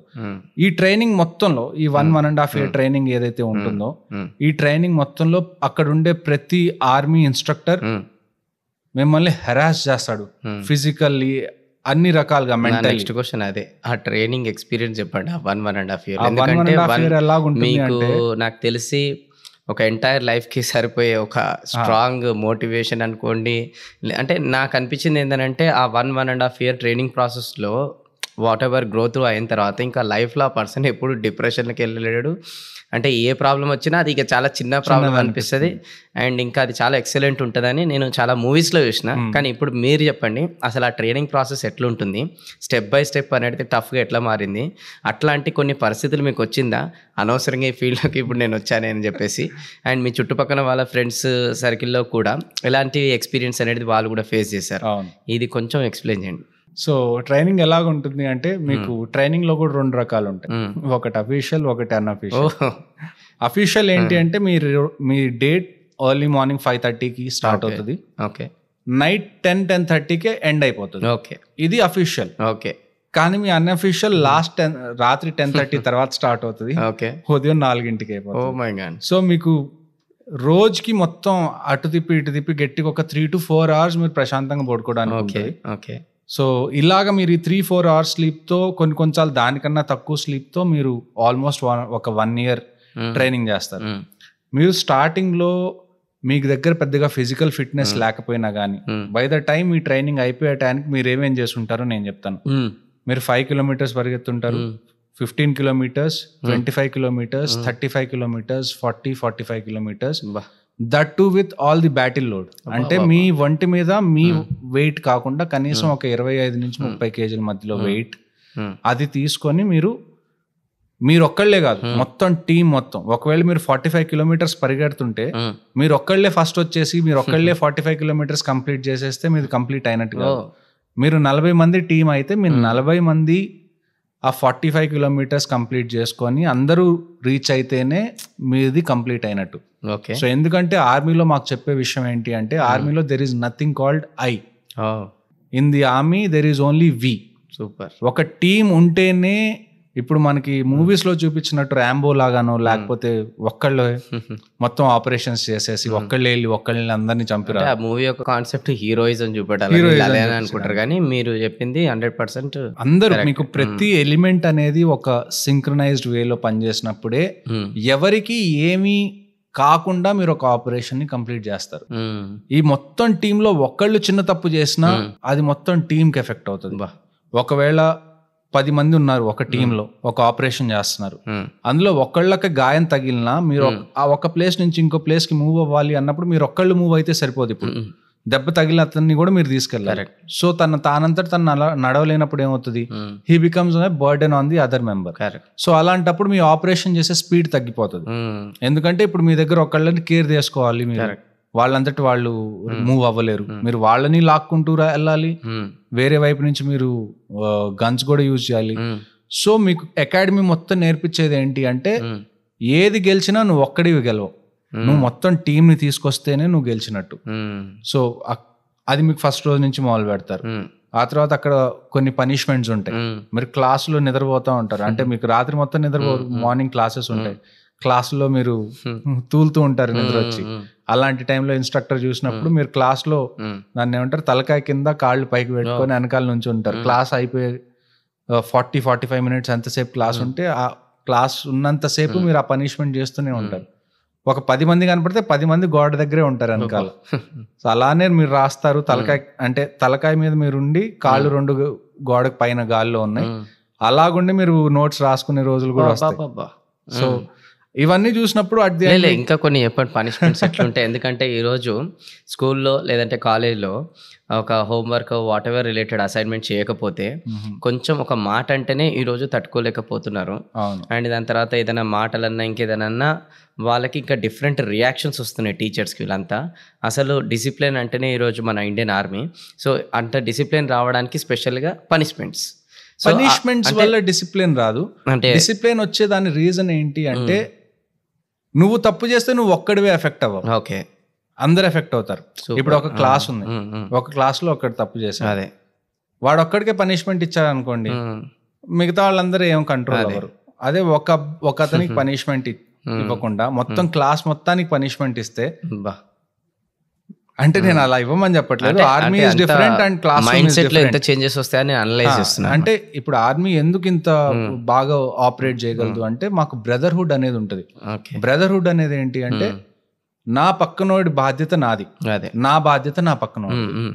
సో అలాంటప్పుడు ఏమవుతుంది అంటే నీ వల్ల పక్కనోడు ఇబ్బంది పడ్డాడా నువ్వు తప్పు చేసినట్టు, ఒకవేళ నీ పక్కనోడి వల్ల నువ్వు ఇబ్బంది పడ్డావా అతను తప్పు చేసినట్టు.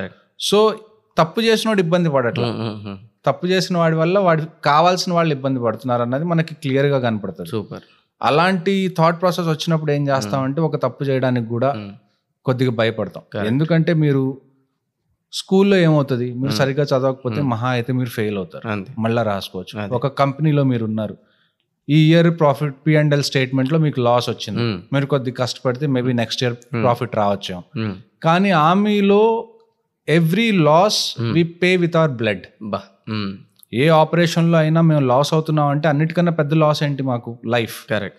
సో ఇక్కడ మీకు కొద్దిగా నెగ్లిజెంట్ గా ఉన్నా, కొద్ది కేర్లెస్ గా ఉన్నా కుదరదు అది ఫస్ట్ డే నుంచి. ఎందుకంటే డ్యామేజ్ అనేది మీకు కాదు, మీరు ఏదైనా తప్పు చేస్తే టీం మొత్తానికి damage. You are reason for somebody's victory and at the same time somebody's loss also. So అలాంటి టైంలో మీకు ఏంటంటే ఒక సెన్స్ ఆఫ్ రెస్పాన్సిబిలిటీ వస్తుంది లోపల నుంచి. నేను తప్పు చేస్తే నేను ఒక్కడనే కాదు, నా టీం మొత్తానికి ఇబ్బంది వస్తుందని. సో అది ఫస్ట్ రోజు నుంచి నేర్పిస్తారు.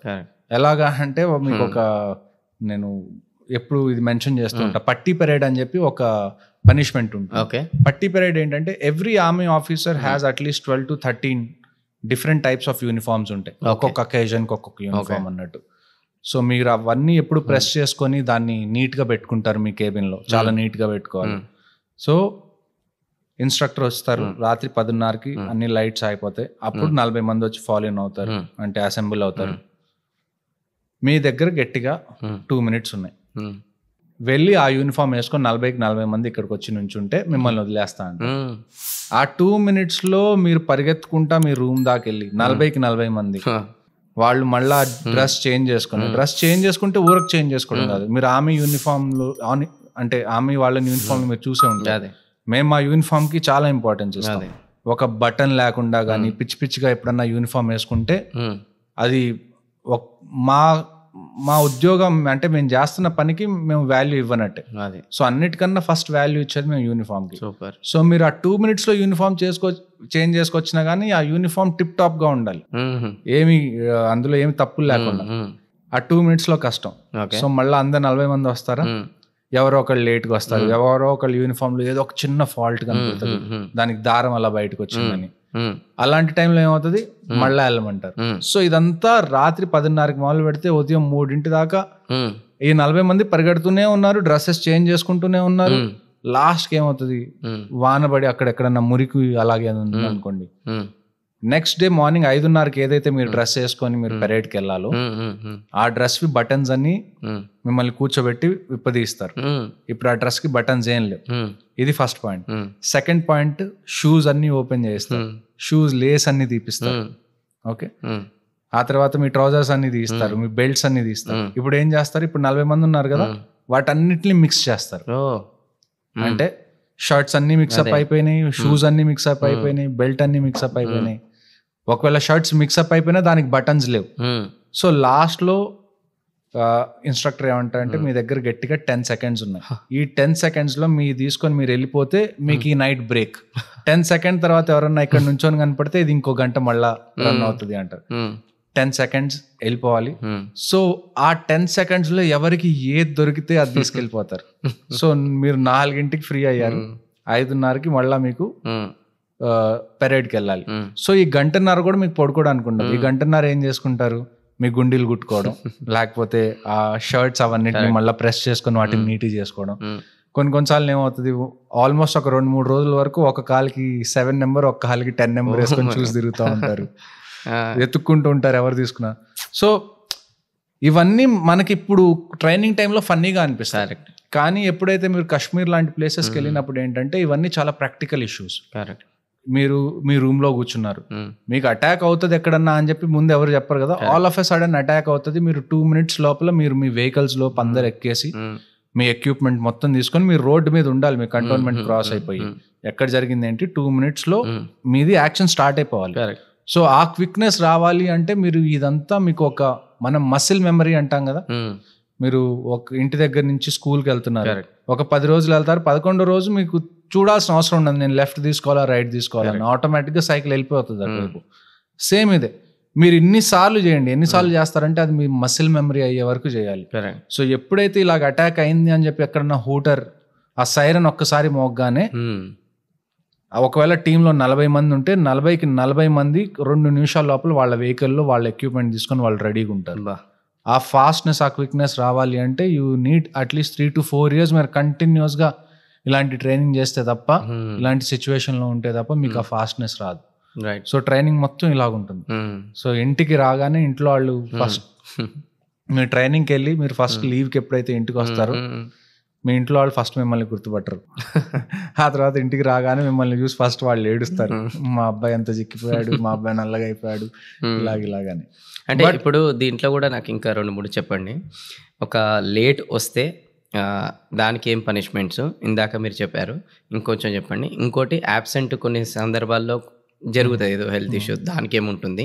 ఇంకేదైనా టాస్క్లు కూడా మీకు కొన్ని ఇస్తారో ఆ టాస్క్లలో కూడా చేయకపోతే ఇంకా 2-3 పనిష్మెంట్స్ ఎలాబరేట్ చేయండి. ఎందుకంటే ఈరోజు కొంతమంది ఎంప్లాయీస్ ఒక ఆర్గనైజేషన్కి వెళ్తారు, సో అక్కడ లేట్స్ అనేది వస్తుంటారు.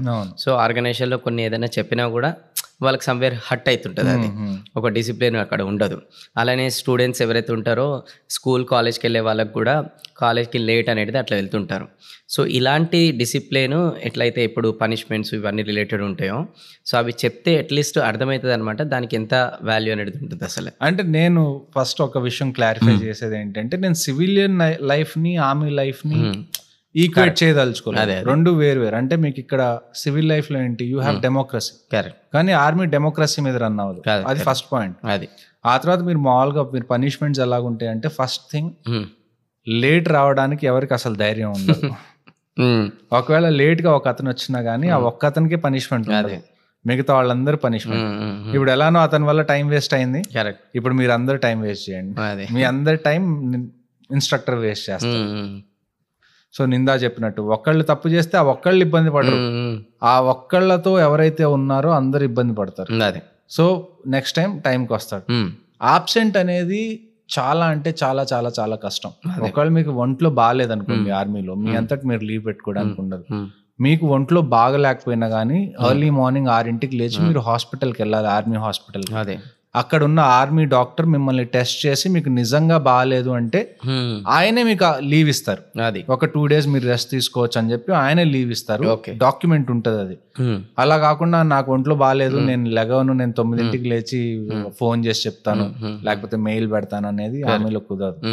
మీకు ఒంట్లో బాగలేకపోతే మీరు చెప్తే అది చల్లదు, ఆర్మీ డాక్టర్స్ చెప్తేనే అది చెల్లుతుంది. వాళ్లే మీకు రిలాక్సేషన్ కానీ రెస్ట్ కానీ టైం ఇవ్వగలరు.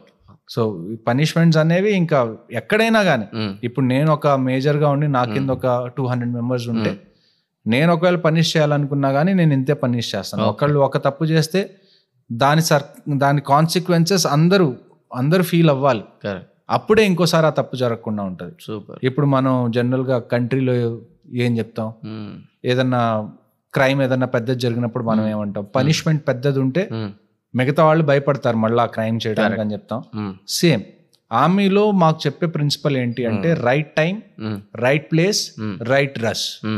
ఈ 3 మీరు కరెక్ట్ గా పెట్టుకుంటే, మీరు కరెక్ట్ టైంకి, కరెక్ట్ డ్రెస్ కి, కరెక్ట్ ప్లేస్ కి మీరు రీచ్ అయ్యారా, మీ సగం ఆర్మీ లైఫ్ స్మూత్ అయిపోతుంది. ఈ 3 ఉంటే ఇది ఫస్ట్ రోజు నుంచి మీకు చెప్తారు. Super. You just show up. అక్కడ పని ఏం చేయాలన్నది మీ చేత చేయించే పని మీ సీనియర్స్ది, ఆఫీసర్స్ కానివ్వండి, సుబిదార్స్ కానివ్వండి, మీ హవల్దార్స్ కానివ్వండి, ఎవరైతే ఉన్నారో అక్కడ సీనియర్స్, వాళ్ళు మీ చేత పని చేస్తారు. మీ పని ఏంటి అంటే టైంకి ఎక్కడికైతే వెళ్ళాలో, ఏ డ్రెస్ అయితే, ఏ యూనిఫామ్ అయితే వేసుకొని వెళ్ళాలో అది వేసుకొని వెళ్ళండి, మిగతా పనులన్నీ ఆటోమేటిక్ గా అయిపోతాయి. సూపర్. సో మనకి ఇప్పుడు కూడా చెప్తాం కదా జనరల్ గా, to do anything you first have to show up. So same philosophy applies in the army also. Great. So ఇందాక మీరు లైక్ 1.5 year ట్రైనింగ్ ప్రాసెస్ అనేది మీరు ఆర్మీలో సెలెక్ట్ కాగానే ఉందన్నారు కదా, కొన్ని డిసిప్లిన్ రిలేటెడ్ పనిష్మెంట్ చెప్పారు. కొంచెం పనిష్మెంట్స్ ఇవన్నీ పక్కనే పెట్టేసి మీకు అక్కడ ఆ 1.5 yearలో మెమరీస్ కూడా చాలా ఉండొచ్చు. లైక్ మీ యొక్క ఆఫీసర్స్తో కావచ్చు, లేదంటే మీ యొక్క కొలీగ్స్తో కావచ్చు, లేదంటే సమ్ ఫన్నీ మూమెంట్స్ కావచ్చు. ఎందుకంటే ఆర్మీ అంటే చాలా మందికి ఈ పనిష్మెంట్స్, స్ట్రిక్ట్నెస్ అని అంటున్నారు, దీన్ని పక్కనే పెడితే అసలు అక్కడ కూడా ఎంజాయ్మెంట్ అనేది ఎలా ఉంటుంది? ఎలాగుంటది అంటే, ఇప్పుడు మీరు చూడండి, ఎవరైతే వస్తారో వాళ్ళు దేశంలో ప్రతి స్టేట్ నుంచి వస్తారు. కరెక్ట్. అక్కడికి వచ్చి అందరు కలుస్తాం, అక్కడికి వచ్చి ఒక బాండ్ ఫామ్ అవుతుంది. సో ఆర్మీలో ఇప్పుడు మామూలుగా మీరు IAS IPS లో బ్యాచ్ మేట్స్ అంటారు కదా, మేము బ్యాచ్ మేట్స్ అన్నాం, మేము కోర్స్ మేట్స్ అంటాం. ఓకే. సో కోర్స్ మేట్స్ అనేది ఎలాంటిది అంటే, ఇంకా చాలా మంది నా ఆర్మీ కోర్స్ మేట్స్ ఎవరైతే మ్యారీడ్ వాళ్ళు ఉన్నారో వాళ్ళ వైఫ్స్ ఎప్పుడు వాళ్ళని ఏమంటారు అంటే, నేను నీకు సెకండ్ వైఫ్ అంటే, ఒక కోర్స్ మేట్ ఇంకో కోర్స్ మేట్ తో కలిసాడు అంటే వాళ్ళ వైఫ్ నాకు సవత్ వచ్చాడు అంటారు.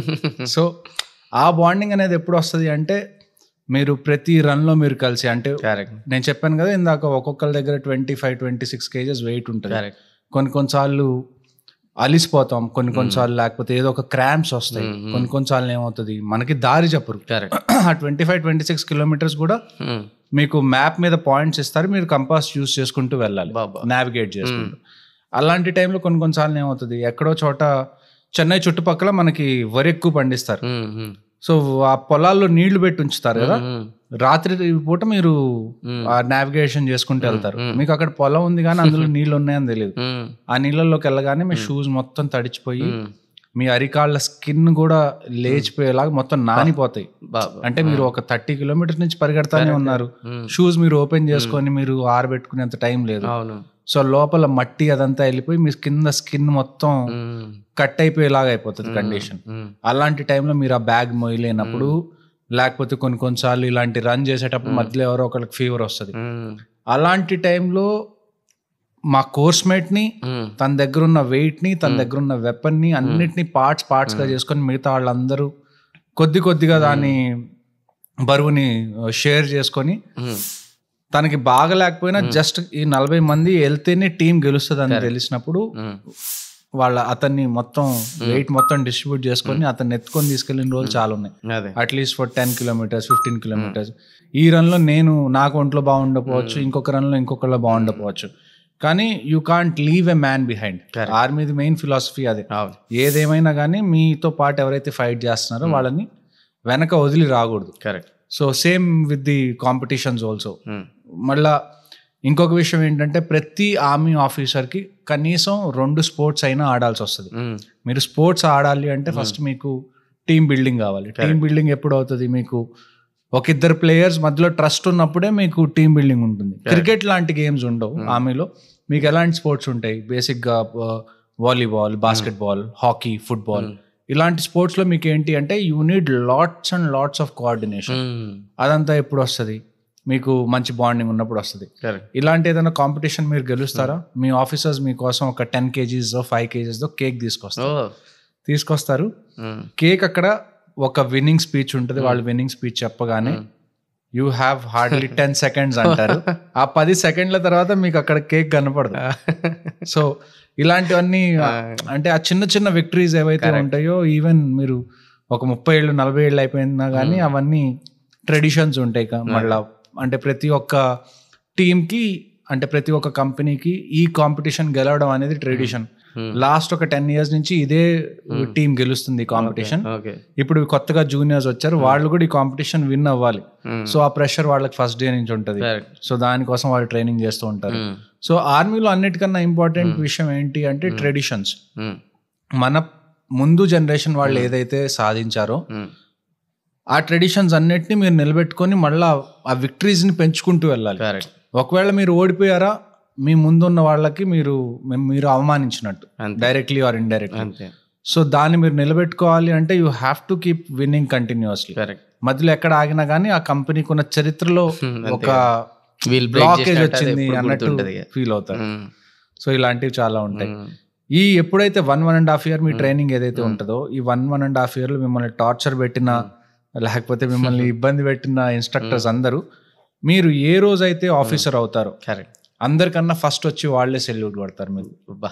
అంటే వాళ్ళు ఎలా చూస్తారంటే, నేను ఈ కెడెట్ని ఎంత ఘోరంగా ట్రైన్ చేస్తానో రేపు ఆఫీసర్ అయితే ఆ ఆఫీసర్ అంత గట్టిగా ఉంటాడు.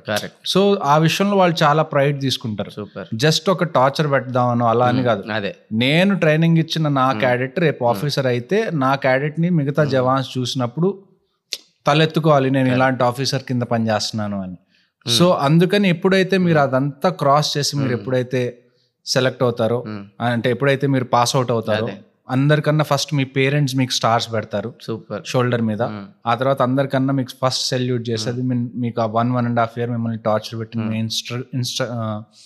ఇన్స్ట్రక్టర్స్ ఎవరైతే ఉంటారో వాళ్ళే వస్తారు, ఎక్దమ్ అంటే స్ట్రైట్ గా నుంచొని గట్టిగా సెల్యూట్ కొడతారు. అయితే ఇప్పుడు చెప్పండి, అంటే నాకు వింటుంటేనే చాలా సూపర్గా అనిపిస్తుంది. మీరు ప్రాక్టికల్గా దాన్ని ఎక్స్పీరియన్స్ చేశారు కదా. సో ఇప్పుడు ట్రైనింగ్ ప్రాసెస్ అంతా అయిపోయినాక ఫైనల్ డే రోజు ఇప్పుడు పేరెంట్స్ స్టార్ పెట్టడం మూమెంటు, మీ ఆఫీసర్ మీకు సెల్యూట్ కొట్టడంలో సో మీకు అట్లాంటి ఏదైనా ఎక్స్పీరియన్స్ ఆర్ అట్లాంటి పర్సన్ ఎవరైతే మీ ఆఫీసర్స్లో మీకు ట్రైనింగ్ ప్రాసెస్లో స్ట్రిక్ట్గా ఏదైనా ఇబ్బంది పెట్టడం అనొచ్చు, లేదంటే అదే రోజు అరే ఆ గ్రోత్ గ్రేట్ అని చెప్పేసి మీకు అట్లా మంచి కాంప్లిమెంట్ ఇవ్వడం కావచ్చు, అట్లాంటిది ఏదైనా మెమరీ ఉందా? అలాంటివి చాలా ఉన్నాయి యాక్చువల్గా. ఒక్కటి మంచి మీకు లైఫ్ గుర్తు ఉన్నది, లైఫ్ లాంగ్ గుర్తుండేది ఏంటి అంటే, నా ఫ్రెండ్ ఒక అతను ఉన్నాడు. మేము యాక్చువల్గా ఇక్కడ మన గోల్కొండ ఆర్టిలరీ సెంటర్ ఉంది, ఓకే, దానికి మేము +2 తర్వాత జవాన్స్గా వెళ్ళాం సెలెక్ట్ అవ్వడానికి. అప్పట్లో పెద్దగా అవేర్నెస్ ఉండేది కాదనమాట. నేను దాన్ని ఏమంటారు, ఆఫీసర్కి వేరుగా ఎంట్రీ ఉంటుంది, జవాన్కి వేరుగా ఎంట్రీ ఉంటుంది అని తెలియదు. ఫస్ట్లో ఏమనుకునే వాళ్ళు అందరూ ఒకేలాగా వెళ్ళిపోతారేమో లోపలికి అనుకునేవాళ్ళు. ఆ గ్రాడ్యుయేషన్లో ఎన్సీసీ చేయడం వల్ల కొద్దిగా అవేర్నెస్ వచ్చింది, వేరు వేరు ఎంట్రీస్ ఉంటాయి అది ఇది అని. సో అప్పుడు కూడా ఎలా మైండ్ సెట్ ఉండేదంటే, ఆర్మీలోకి ఆఫీసర్గా వెళ్ళడం కాదు, ముందు ఆర్మీలోకి వెళ్ళాలి. అది ఆఫీసర్ అయినా కానివ్వండి, జవాన్గా కానివ్వండి, ఏదైనా కానివ్వండి, ఒక్కరోజైనా యూనిఫామ్ వేసుకోవడానికి ఛాన్స్ వస్తే అది చాలు అనే మైండ్ సెట్లో ఉండేవాళ్ళు. రైట్. సో నా ఫ్రెండ్ ఒక అతను ఎయిర్ ఫోర్స్కి వెళ్ళాడు అనమాట. నా ఫ్రెండ్ ఒక అతను ఒక ఎయిర్మెన్ లాగా, అంటే జవాన్ లాగా ఎయిర్ ఫోర్స్లోకి వెళ్ళాడు. నేను ఏ రోజైతే పాస్ అవుట్ అయ్యానో తను అక్కడి నుంచి లీవ్ పెట్టుకుని తన యూనిఫామ్ వేసుకొని వచ్చి యాజ్ ఎ జవాన్ తను నాకు సెల్యూట్ చేశాడు. అంటే నా ఫ్రెండ్ అయి ఉండి అతను నా first salute is one of my friends salute. Super. So నాకు అది ఆ విషయం అనేది ఇప్పుడు కూడా చాలా ఆనందంగా ఉంటుంది, ఇప్పుడు కూడా తలుచుకుంటే. సో ఆ బోన్ హోమీ, ఆ బ్రదర్హుడ్ అనేది ఒకసారి మీరు ఆర్మీలో ఉండి మీ ఫ్రెండ్స్ నేవీలో ఉన్నా, మీ ఫ్రెండ్స్ ఎయిర్ ఫోర్స్లో ఉన్నా కానీ, ఆర్మీ, నేవీ, ఎయిర్ ఫోర్స్లో ఏవైతే రిలేషన్స్ ఉంటాయో ఆ రిలేషన్స్ అన్ని అంటే మీరు చనిపోయే వరకు ఆ రిలేషన్స్ మెయింటైన్ అవుతాయి ఏది ఏమైనా. ఇప్పుడు ఒక స్పోర్ట్స్ ఇండియాకి ఆడుతున్న వాళ్ళు ఆ ఫస్ట్ టైం ఆ జెర్సీ రాగానే ఆ మూమెంట్ ఎలా అయితే ఉంటుందో, ఆర్మీలో కూడా ఫస్ట్ టైం మీకు ఆ యూనిఫామ్ అనేది ఆ రోజు మీకు ఇవ్వంగానే ఆ మూమెంట్ అనేది చాలా బాగుంటుంది. ఎస్పెషల్లీ ఇప్పుడు మీ పేరెంట్స్ స్టార్స్ అవి పెట్టడం, సో ఆ మూమెంట్ ఎలా ఉండే, మీకు ఎక్స్పీరియన్స్ ఎలా ఉండే ఆ రోజు? ఆ మూమెంట్ అంటే నన్ను పర్సనల్గా అడిగితే ఇట్స్ ఒక అన్బిలీవబుల్ అనమాట. ఒక 1 year ట్రైనింగ్ అయిపోయిందా అంటే, ఫ్రెండ్స్తో ఉండి రోజు అంత జరుగుతున్నా కానీ ఒకసారి అయిపోయిన వెంటనే మీకు ఎలా అనిపిస్తుంది అంటే, you feel very proud of it. Correct.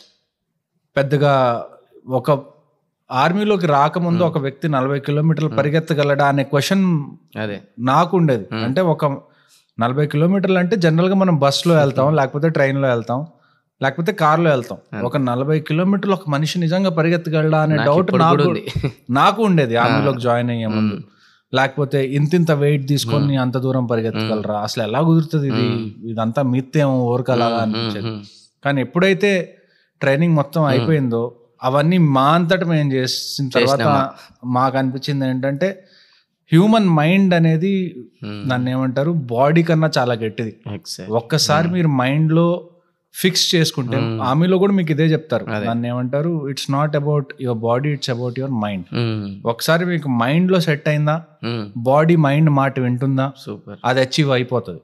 మీరు ట్రై చేయాలే కానీ, మీరు ఒకసారి మైండ్లో ఒక విషయం పెట్టుకొని దానికి తగ్గట్టు మీరు బాడీని కొద్దిగా కష్టపెట్టినా కానీ may not be first day అవ్వకపోవచ్చు. ఒక 10 రోజులు మీరు కంటిన్యూస్గా అదే చేస్తే 11 రోజులు ఖచ్చితంగా అవుతుంది. రైట్. సో ఆ విషయం, దానికి తోడు మీ పేరెంట్స్ వచ్చి మీకు స్టార్స్ పెడుతున్నారు. నేను ఇందా చెప్పాను కదా, పైనుంచి హెలికాప్టర్స్ వెళ్తూ మీ మీద పూలు జరుగుతున్నారు. సో దాన్ని ఏమంటారు, ప్రతి పేరెంట్కి ఒక మెడల్ ఇస్తారు, గౌరవ్ పథక్ అని. ఆ గౌరవ్ పథక్ ఏంటి అంటే, మీరు మీ సంతానాన్ని దేశం కోసం సమర్పించారని ఇండియన్ ఆర్మీ ప్రతి పేరెంట్కి ఒక చిన్న మెడల్ ఇస్తుంది. ఆ మెడల్ తీసుకున్నప్పుడు మా ఇంట్లో వాళ్ళ హ్యాపీనెస్ కానివ్వండి, లేకపోతే మా ఇంట్లో నా తర్వాత జనరేషన్లో ఎవరైతే పిల్లలు ఉన్నారో, అంటే మా చెల్లి వాళ్ళు కానీ తమ్ముళ్ళు కానీ, వాళ్ళు నన్ను చూసినప్పుడు మేము ఆర్మీలోకి వెళ్ళాలనుకోవడం కానీ, సో ఇవన్నీ ఒకసారి చూస్తే ఫస్ట్ నిజంగా అయిందా అనిపిస్తుంది. But at the same time చాలా ప్రౌడ్గా కూడా ఫీల్ అవుతుంది. అండ్ మీ చుట్టుపక్కల కూడా, అంటే మీ ఎవరైతే బ్యాచ్మెంట్స్, ఓకే, కొలీగ్స్ ఉండేనో, సో వాళ్ళ లోపల కూడా అప్పుడు ఆ రోజంతా కూడా చాలా డిఫరెంట్ మూమెంట్ ఉంటుంది కదా.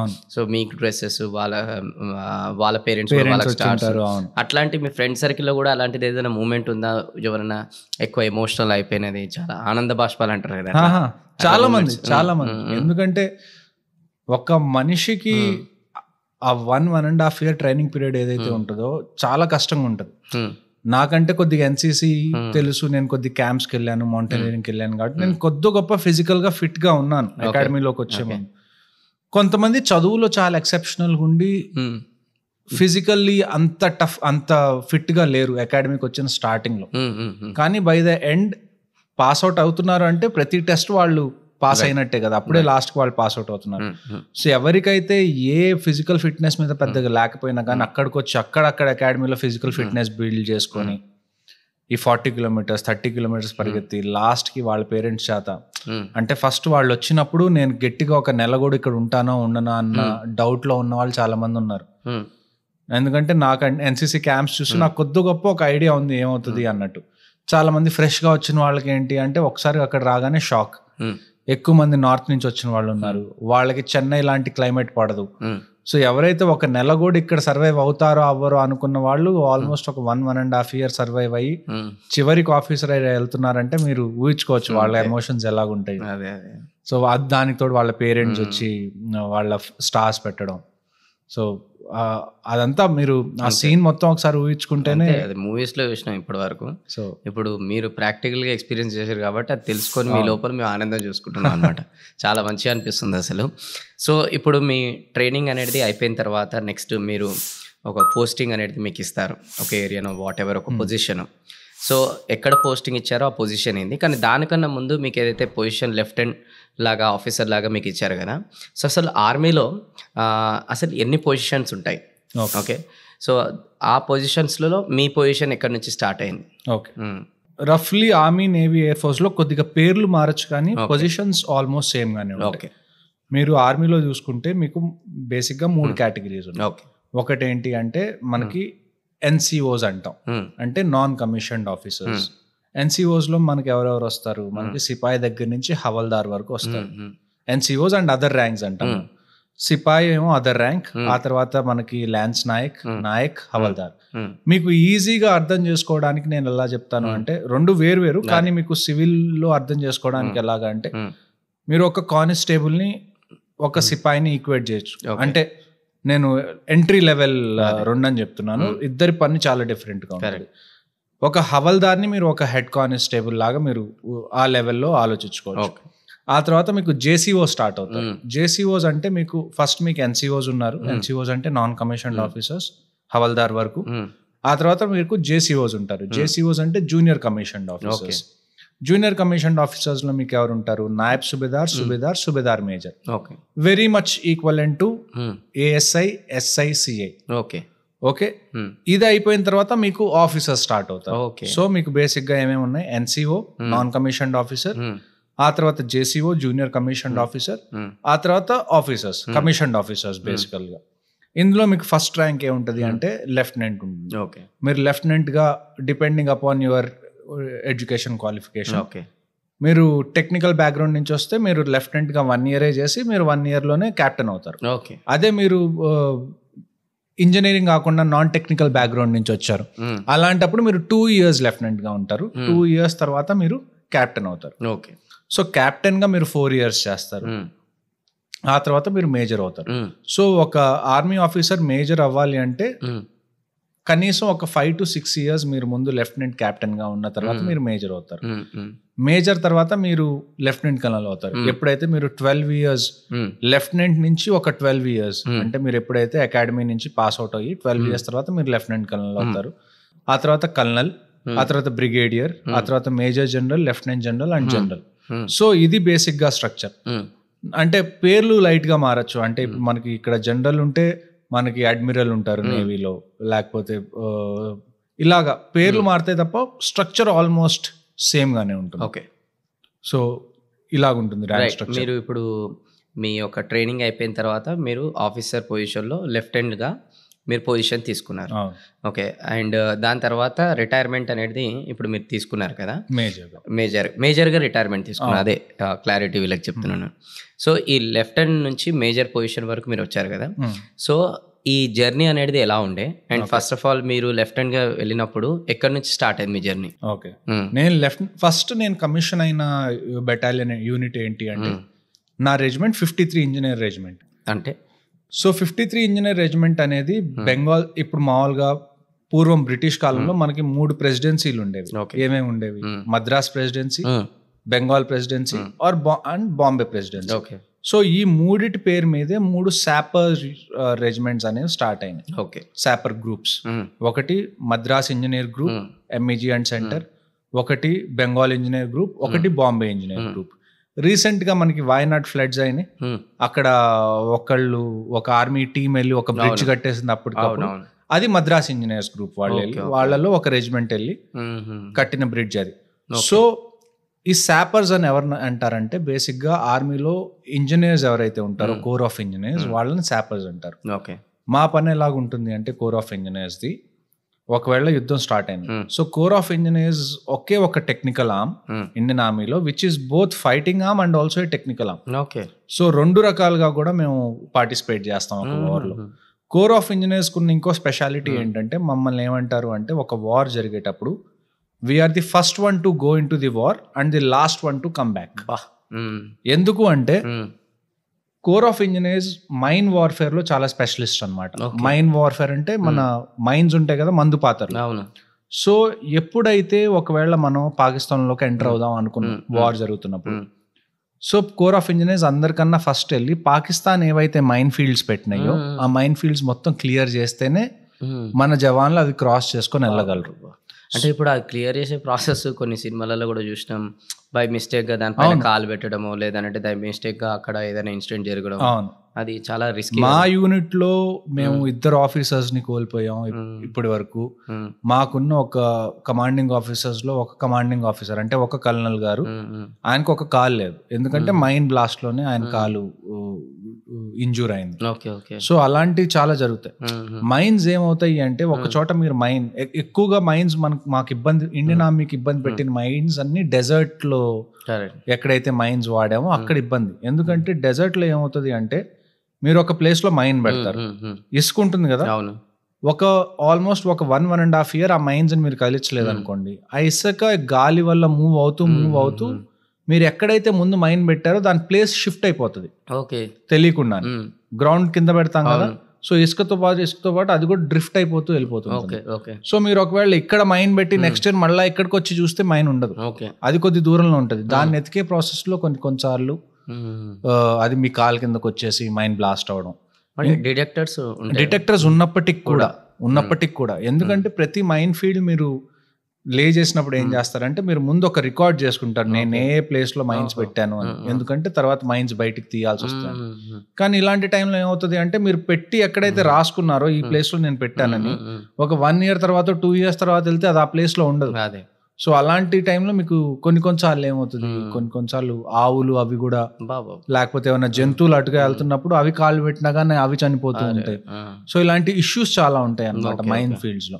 ఇప్పుడు కొద్ది టెక్నాలజీ పెరిగింది కానీ నేను చెప్పేది ఎర్లీ 2000s అంటే 99-2000 ఎప్పుడైతే కార్గిల్ వార్ జరిగిందో ఆ టైంలో, ఎప్పుడైతే మైన్ వార్ఫేర్ జరిగిందో ఆ టైంలో చాలా మంది మా ఆఫీసర్స్, సీనియర్ ఆఫీసర్స్ చనిపోయారు బ్లాస్ట్ లో.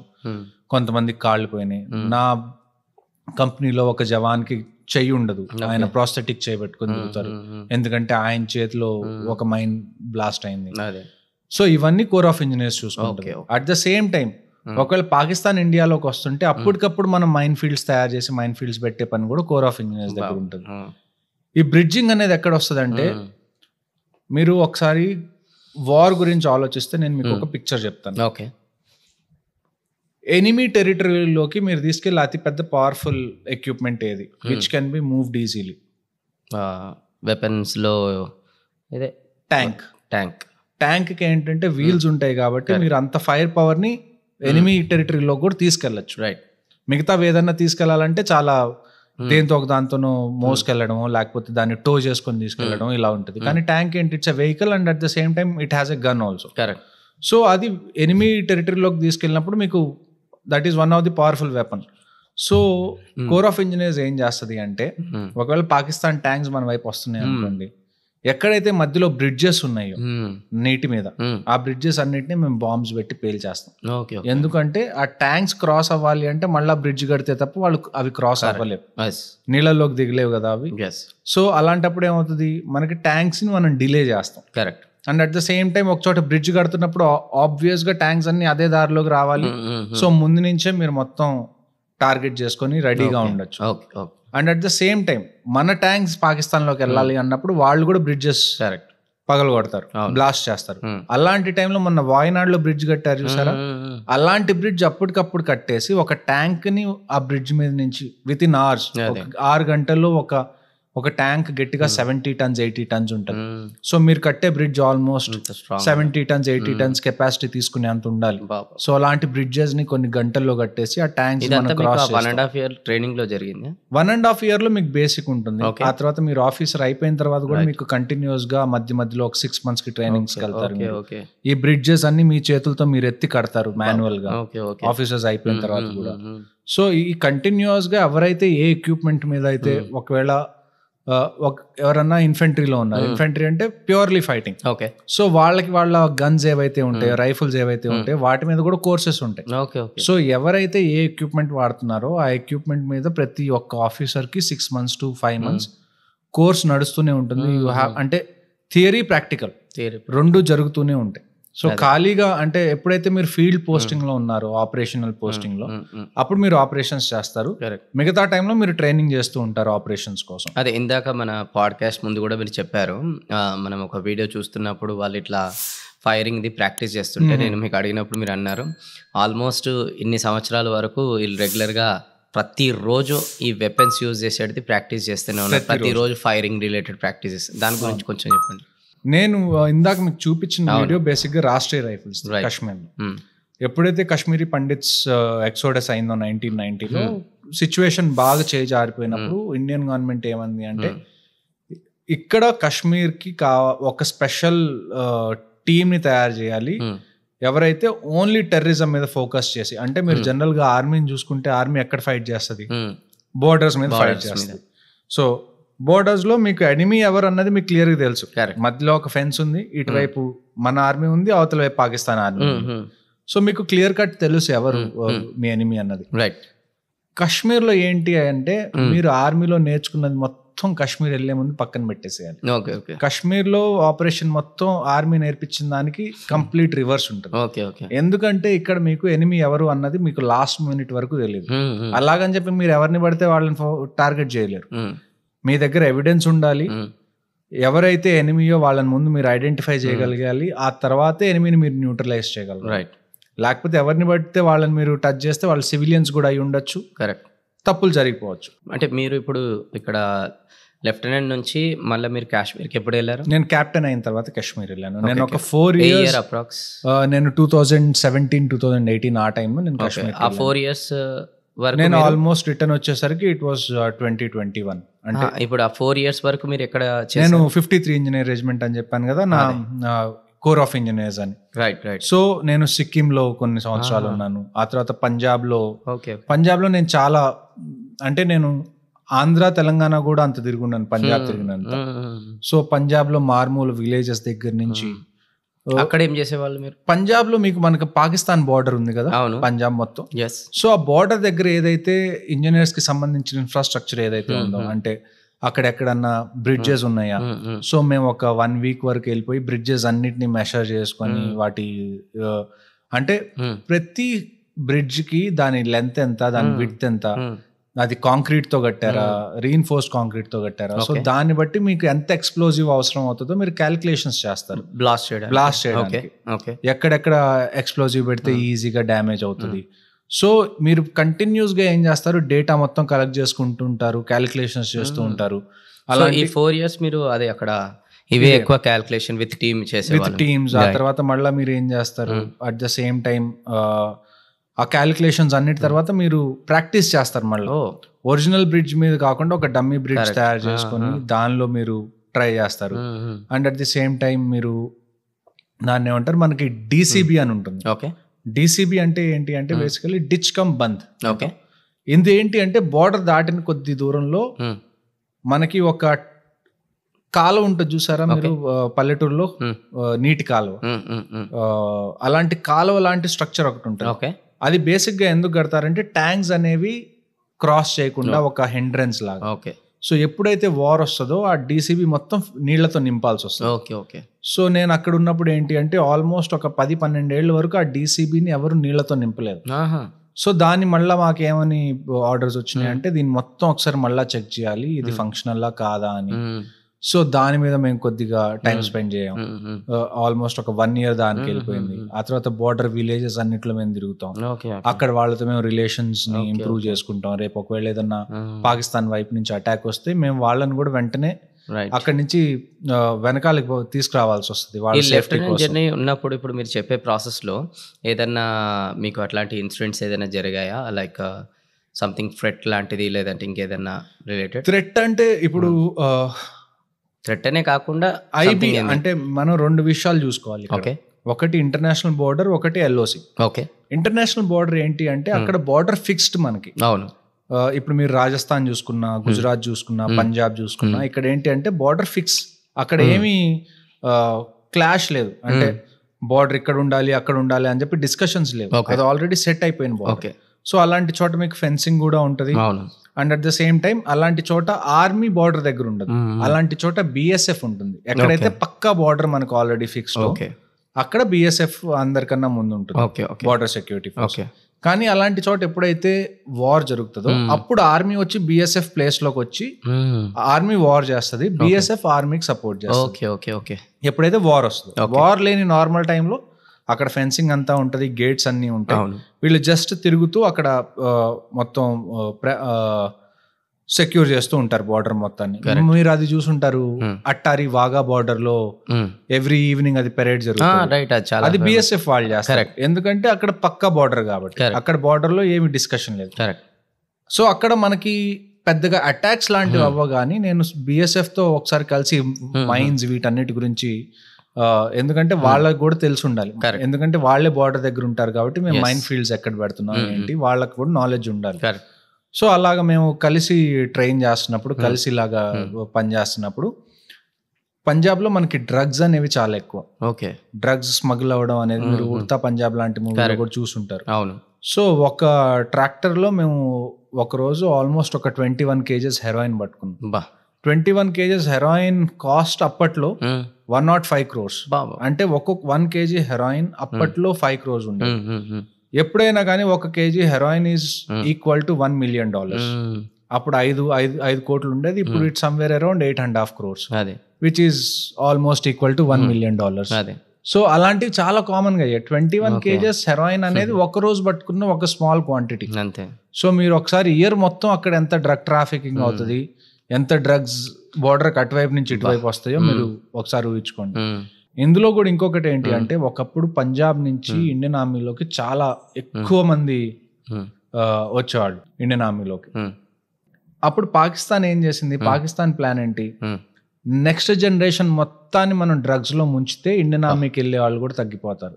సో వార్ అనేది ఎప్పుడు డైరెక్ట్ గా ఉండదు. ఇప్పుడు చైనాలో మనం చూసుకున్నాం, కోవిడ్ అనేది ఏంటి, ఒక రకంగా చూసుకుంటే అది ఒక బయో వెపన్. సో ఒక కంట్రీని దెబ్బతీయడానికి వార్ డైరెక్ట్ గా అయినా చేస్తారు, ఇండైరెక్ట్ గా అయినా చేస్తారు. సో అలాంటి వాటిల్లో ఈ డ్రగ్స్ అనేది కూడా ఒక విషయం. ఇప్పుడు పంజాబ్ లో ఉన్న యూత్ మొత్తానికి డ్రగ్స్ కి అడిక్ట్ చేస్తే వాళ్ళు ఏం చేస్తారు, వాళ్ళ పేరెంట్స్ ఏమని చెప్తారు, ఇక్కడ ఉంటే నువ్వు డ్రగ్స్కి అడిక్ట్ అవుతావు, నువ్వు కెనడా వెళ్ళిపో అని చెప్పి కెనడా అయినా పంపిస్తారు. ఒకవేళ ఇక్కడుండి ఇండియన్ ఆర్మీకి వెళ్ళాలి అంటే వాళ్ళు డోపింగ్ టెస్ట్ లో పట్టుబడతారు, వాళ్ళకి సెలక్షన్ ఉండదు. సో నెక్స్ట్ జనరేషన్ మొత్తాన్ని పాడు చేయడానికి పాకిస్తాన్ చేసే 10 విషయాల్లో ఇది ఒక విషయం. అదే అంటే ఇది మీ రా ద్వారా, ఇంటెలిజెన్స్ ద్వారా మీకు అందరికి ఇన్ఫర్మేషన్ ఉంటుంది, ఇట్లా జరగబోతుంది. ఐబీ వీటన్నిటికి అవసరమే ఉండదు. మీరు మామూలుగా బిఎస్ఎఫ్ వాళ్ళు కూడా అక్కడ ఉన్నా గానీ మీకు కనపడతాయి. అక్కడ పోలీసులకు పట్టిస్తారు, time to time drugs smuggling చేసే వాళ్ళందరినీ పట్టుకుంటారు. And at the same time దాన్ని ఏమంటారు, కోర్టుకి వెళ్తారు, వాళ్ళని వదిలేయడాలు, ఇవన్నీ జరుగుతూ ఉంటాయి. జస్ట్ హౌ పాలిటిక్స్ వర్క్ మనకు తెలియంది కాదు. ఇటువైపు ఎవరో ఒకళ్ళు ఉంటేనే కదా వాళ్ళు పంపిస్తుంది, అంతేగా. సో ఇక్కడ ఎవరో ఒకళ్ళు సపోర్ట్ వాళ్ళకు ఉంది. సో అలాంటి ఇష్యూస్ చాలా ఉంటాయి. పంజాబ్ వైపు మీరు పట్టుకున్నారు, పంజాబ్ వైపు వెళ్తే ఇలాంటి ఇష్యూస్ ఉంటాయి. అదే మీరు ఎప్పుడైతే కాశ్మీర్ వెళ్తారో, కాశ్మీర్ లో మనకి ఏముంది, ఇక మీరు ఇక 4 years అయినాక you are enter into Kashmir. So first of all కాశ్మీర్కి ఎందుకు నెక్స్ట్ ఇక్కడ మీకు వెళ్ళవలసి వచ్చింది? కాశ్మీర్ లో నేను ఇందాక చెప్పాను కదా, రాష్ట్రీయ రైఫిల్స్. రాష్ట్రీయ రైఫిల్స్ లో ఎలా చెప్తారు అంటే ఆర్మీలో ద మోస్ట్ ఇండిసిప్లైన్డ్ ఇలాంటి వాళ్ళు రాష్ట్రీయ రైఫిల్స్కి వెళ్తే బాగా పనిచేస్తారని ఒక టాక్ అన్నమాట. అంటే ఈ రాష్ట్రీయ రైఫల్స్ అనేది అసలు ఎందుకు ఫామ్ అయింది, దీని వెనకాల హిస్టరీ ఏంది? రాష్ట్రీయ రైఫల్స్ అనేది ఎందుకు ఫామ్ అయింది అంటే 1990లో ఎప్పుడైతే కాశ్మీరీ పండిట్స్ ఓకే వాళ్ళు వెళ్ళిపోయారో కాశ్మీర్ నుంచి, అక్కడ టెర్రరిజం బాగా పెరిగిపోయింది. రైట్. అంటే ఎప్పుడైనా కానీ ఎలక్షన్స్ అయినా కానీ ఏదైనా కానీ ఆర్మీ ఎప్పుడు వస్తుంది అంటే ఫస్ట్ పోలీస్ ఫెయిల్ అయ్యింది, ఓకే, ఆ తర్వాత లోకల్ అడ్మినిస్ట్రేషన్ ఫెయిల్ అయ్యి, ఓకే, ఆ తర్వాత సెంట్రల్ ఫోర్సెస్ కూడా ఫెయిల్ అయితే, ఓకే, లాస్ట్ ఇంకా వేరే ఏ ఆప్షన్ లేదు అన్నప్పుడు ఆర్మీ బార్డర్స్ లో కాకుండా సిటీస్ లో విలేజెస్ లో పనిచేయడం స్టార్ట్ చేస్తారు. Okay, okay. అప్పుడు వరకు ఆర్మీ బేసిక్ గా ఆర్మీ మ్యాండేట్ ఏంటి, ఏ కంట్రీదైనా దాని వాటి కంట్రీస్ బోర్డర్స్ ని కాపాడుకోవడం ఆర్మీ ఒక్క main work. Correct. Second work ఏముంటది, ఎక్కడన్నా ఏదైనా నేచురల్ కలామిటీస్ డిజాస్టర్స్ తుఫాన్లు లేకపోతే ఫ్లడ్స్ ఇలాంటివి వచ్చినప్పుడు అక్కడ హెల్ప్ చేయడం ఆర్మీ మ్యాండేట్ ఉంటుంది. కరెక్ట్. కానీ కాశ్మీర్ లో ఆర్మీ లోపల ఎందుకు వర్క్ చేస్తుంది అంటే అక్కడ పెరిగిపోయిన టెర్రరిజం వల్ల ఫస్ట్ పోలీస్ దాన్ని కంట్రోల్ చేయలేకపోయారు, ఆ తర్వాత లోకల్ అడ్మినిస్ట్రేషన్ కంట్రోల్ చేయలేకపోయారు, ఆ తర్వాత central police forces CRPF, PSF, ITBP వీళ్ళందరూ వచ్చి ట్రై చేశారు, అప్పటికి కంట్రోల్ అవ్వలేదు. అప్పుడు army came inside Kashmir. Okay. అప్పటి వరకు కాశ్మీర్ లో ఆర్మీ ఉంది, కానీ కాశ్మీర్ లో మనకి ఎల్ఓసి ఉంది కదా, రైట్. ఎల్ఓసికి అవతల వైపు పాకిస్తాన్ ఉంది, యువతల వైపు మనం ఉన్నాం. రైట్. సో ఎల్ఓసి మీదే ఎక్కువ ఆర్మీ ఉండేది లోపల కన్నా కానీ. కరెక్ట్.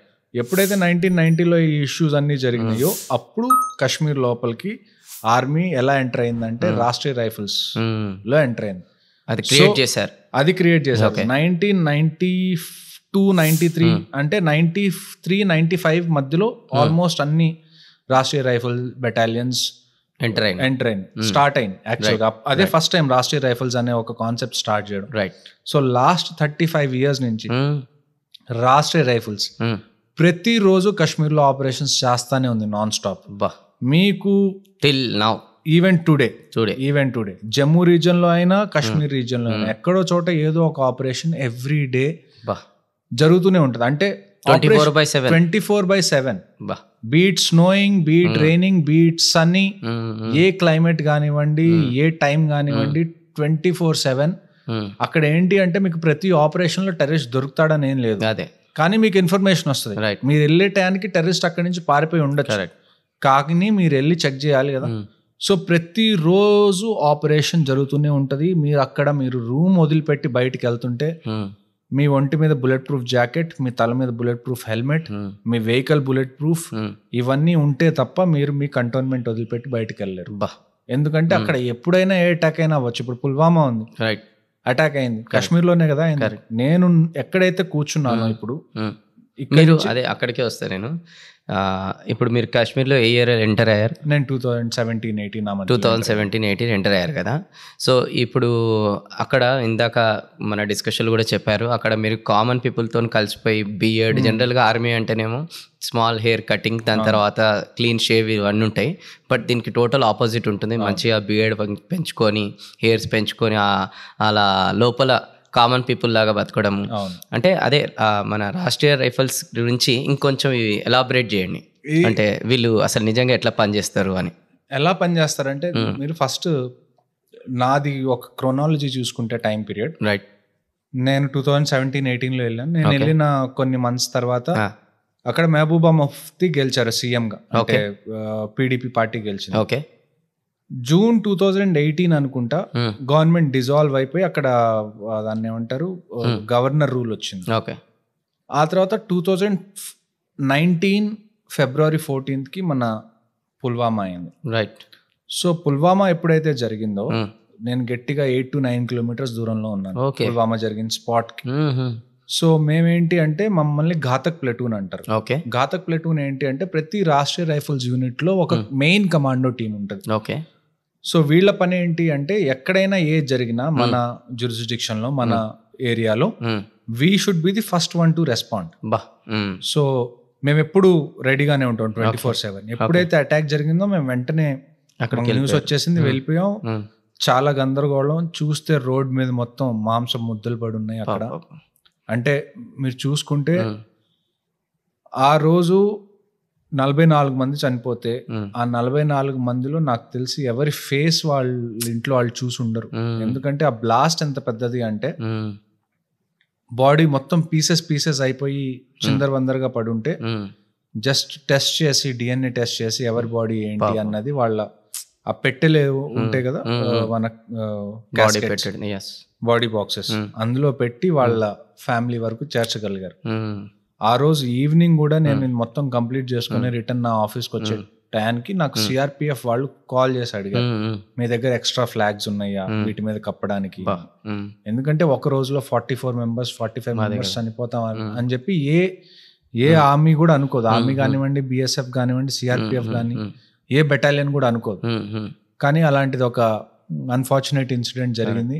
ఆ సీన్ మీకు కల్లారా అప్పుడు అంతా మీరు చూసారంటున్నా కదా, మీకు ఆ 1-2 డేస్ వరకు ఎలా ఉండే అసలు అప్పుడు? చూడండి, కాశ్మీర్లో ఏంటి అంటే మీరు ఫస్ట్ రోజు ఎప్పుడైతే కాశ్మీర్లో ఎంటర్ అవుతారో మీరు ఏ సెకండ్ అయినా మీకు ఏదైనా అవ్వచ్చు అని మీరు ప్రిపేర్ అయిన తర్వాతే వెళ్తారు కాశ్మీర్కి. ఓకే, మీకు ఖచ్చితంగా అలాంటి ఒక సీన్ చూస్తే బాధ వేస్తుంది. కానీ అట్ ద సేమ్ టైం మీకు తెలుసు ఇది రియాలిటీ. ఇక్కడ అన్లక్కీగా వేరే వాళ్ళు ఎవరో ఉన్నారు ఈ ప్లేస్లో, నేనున్నా బాగుండేది అనిపిస్తుంది నాకు. అంటే వీళ్ళ ఫ్యామిలీ బాధపడుతుంది, ఇంతమంది పోయారు, దీని బదులు వాళ్ళ బదులు నేను పోయి ఉంటే బాగుండేది అని ప్రతి సోల్జర్కి అనిపిస్తుంది. కానీ ఇంకా you can't change the fate, but what can you change? You change how you respond to it. So Indian army కొద్దిగా టైం తీసుకుంది. ఒక 14th ఫిబ్రవరి ఇది జరిగితే ఒక 28th ఫిబ్రవరి 1st మార్చ్ ఆ టైంకి రాత్రి మేము దాన్ని ఏమంటారు, నేను బయటే ఇలాగా పెట్రోలింగ్కి దాని మీద వెళ్ళాను. నైట్ ఒక్కసారిగా ఫైటర్ జెట్స్ ఫ్లై అవ్వడం స్టార్ట్ అయినాయి. నేను ఇంకా అంత లేట్ నైట్ జనరల్ గా నేను చాలా తక్కువ అబ్జర్వ్ చేశాను అక్కడ ఉన్న ఒక 1 డే 1 year 1.5 year. కానీ ఆ రోజు ఆల్ ఆఫ్ ఎ సడన్ చాలా సౌండ్ వచ్చింది. ఏంటా అంటే మేము ఆ లాస్ట్ మినిట్ వరకు కూడా ఏమనుకున్నాం అంటే నార్మల్ ఏమన్నా ట్రైనింగ్ షార్టేజ్ ఏమో అనుకున్నాం. కానీ తర్వాత రోజు మార్నింగ్ తెలిసింది వీళ్ళు వెళ్ళి బాలాకోట్లు. అంటే మీరు ఒకసారి ఆలోచించండి ఎంత సీక్రసీ మెయింటైన్ అవుతుందో. మేము అక్కడే ఉన్నాం, కానీ లాస్ట్ మూమెంట్ వరకు కూడా ఒకవేళ అప్పుడు అభినందన్ గారు దొరకకపోయి ఉంటే అసలు తెలిసేది కూడా కాదు. సో మొత్తం అవగొట్టుకొని రిటర్న్ వచ్చేసారు. అన్ఫార్చునేట్లీ అభినందన్ గారి ప్లేన్ క్రాష్ అయింది. మీరు అందులో కూడా చూస్తే అభినందన్ గారు క్రాష్ అయిన తర్వాత ఫస్ట్ ఆయనకు అర్థం కాలేదు.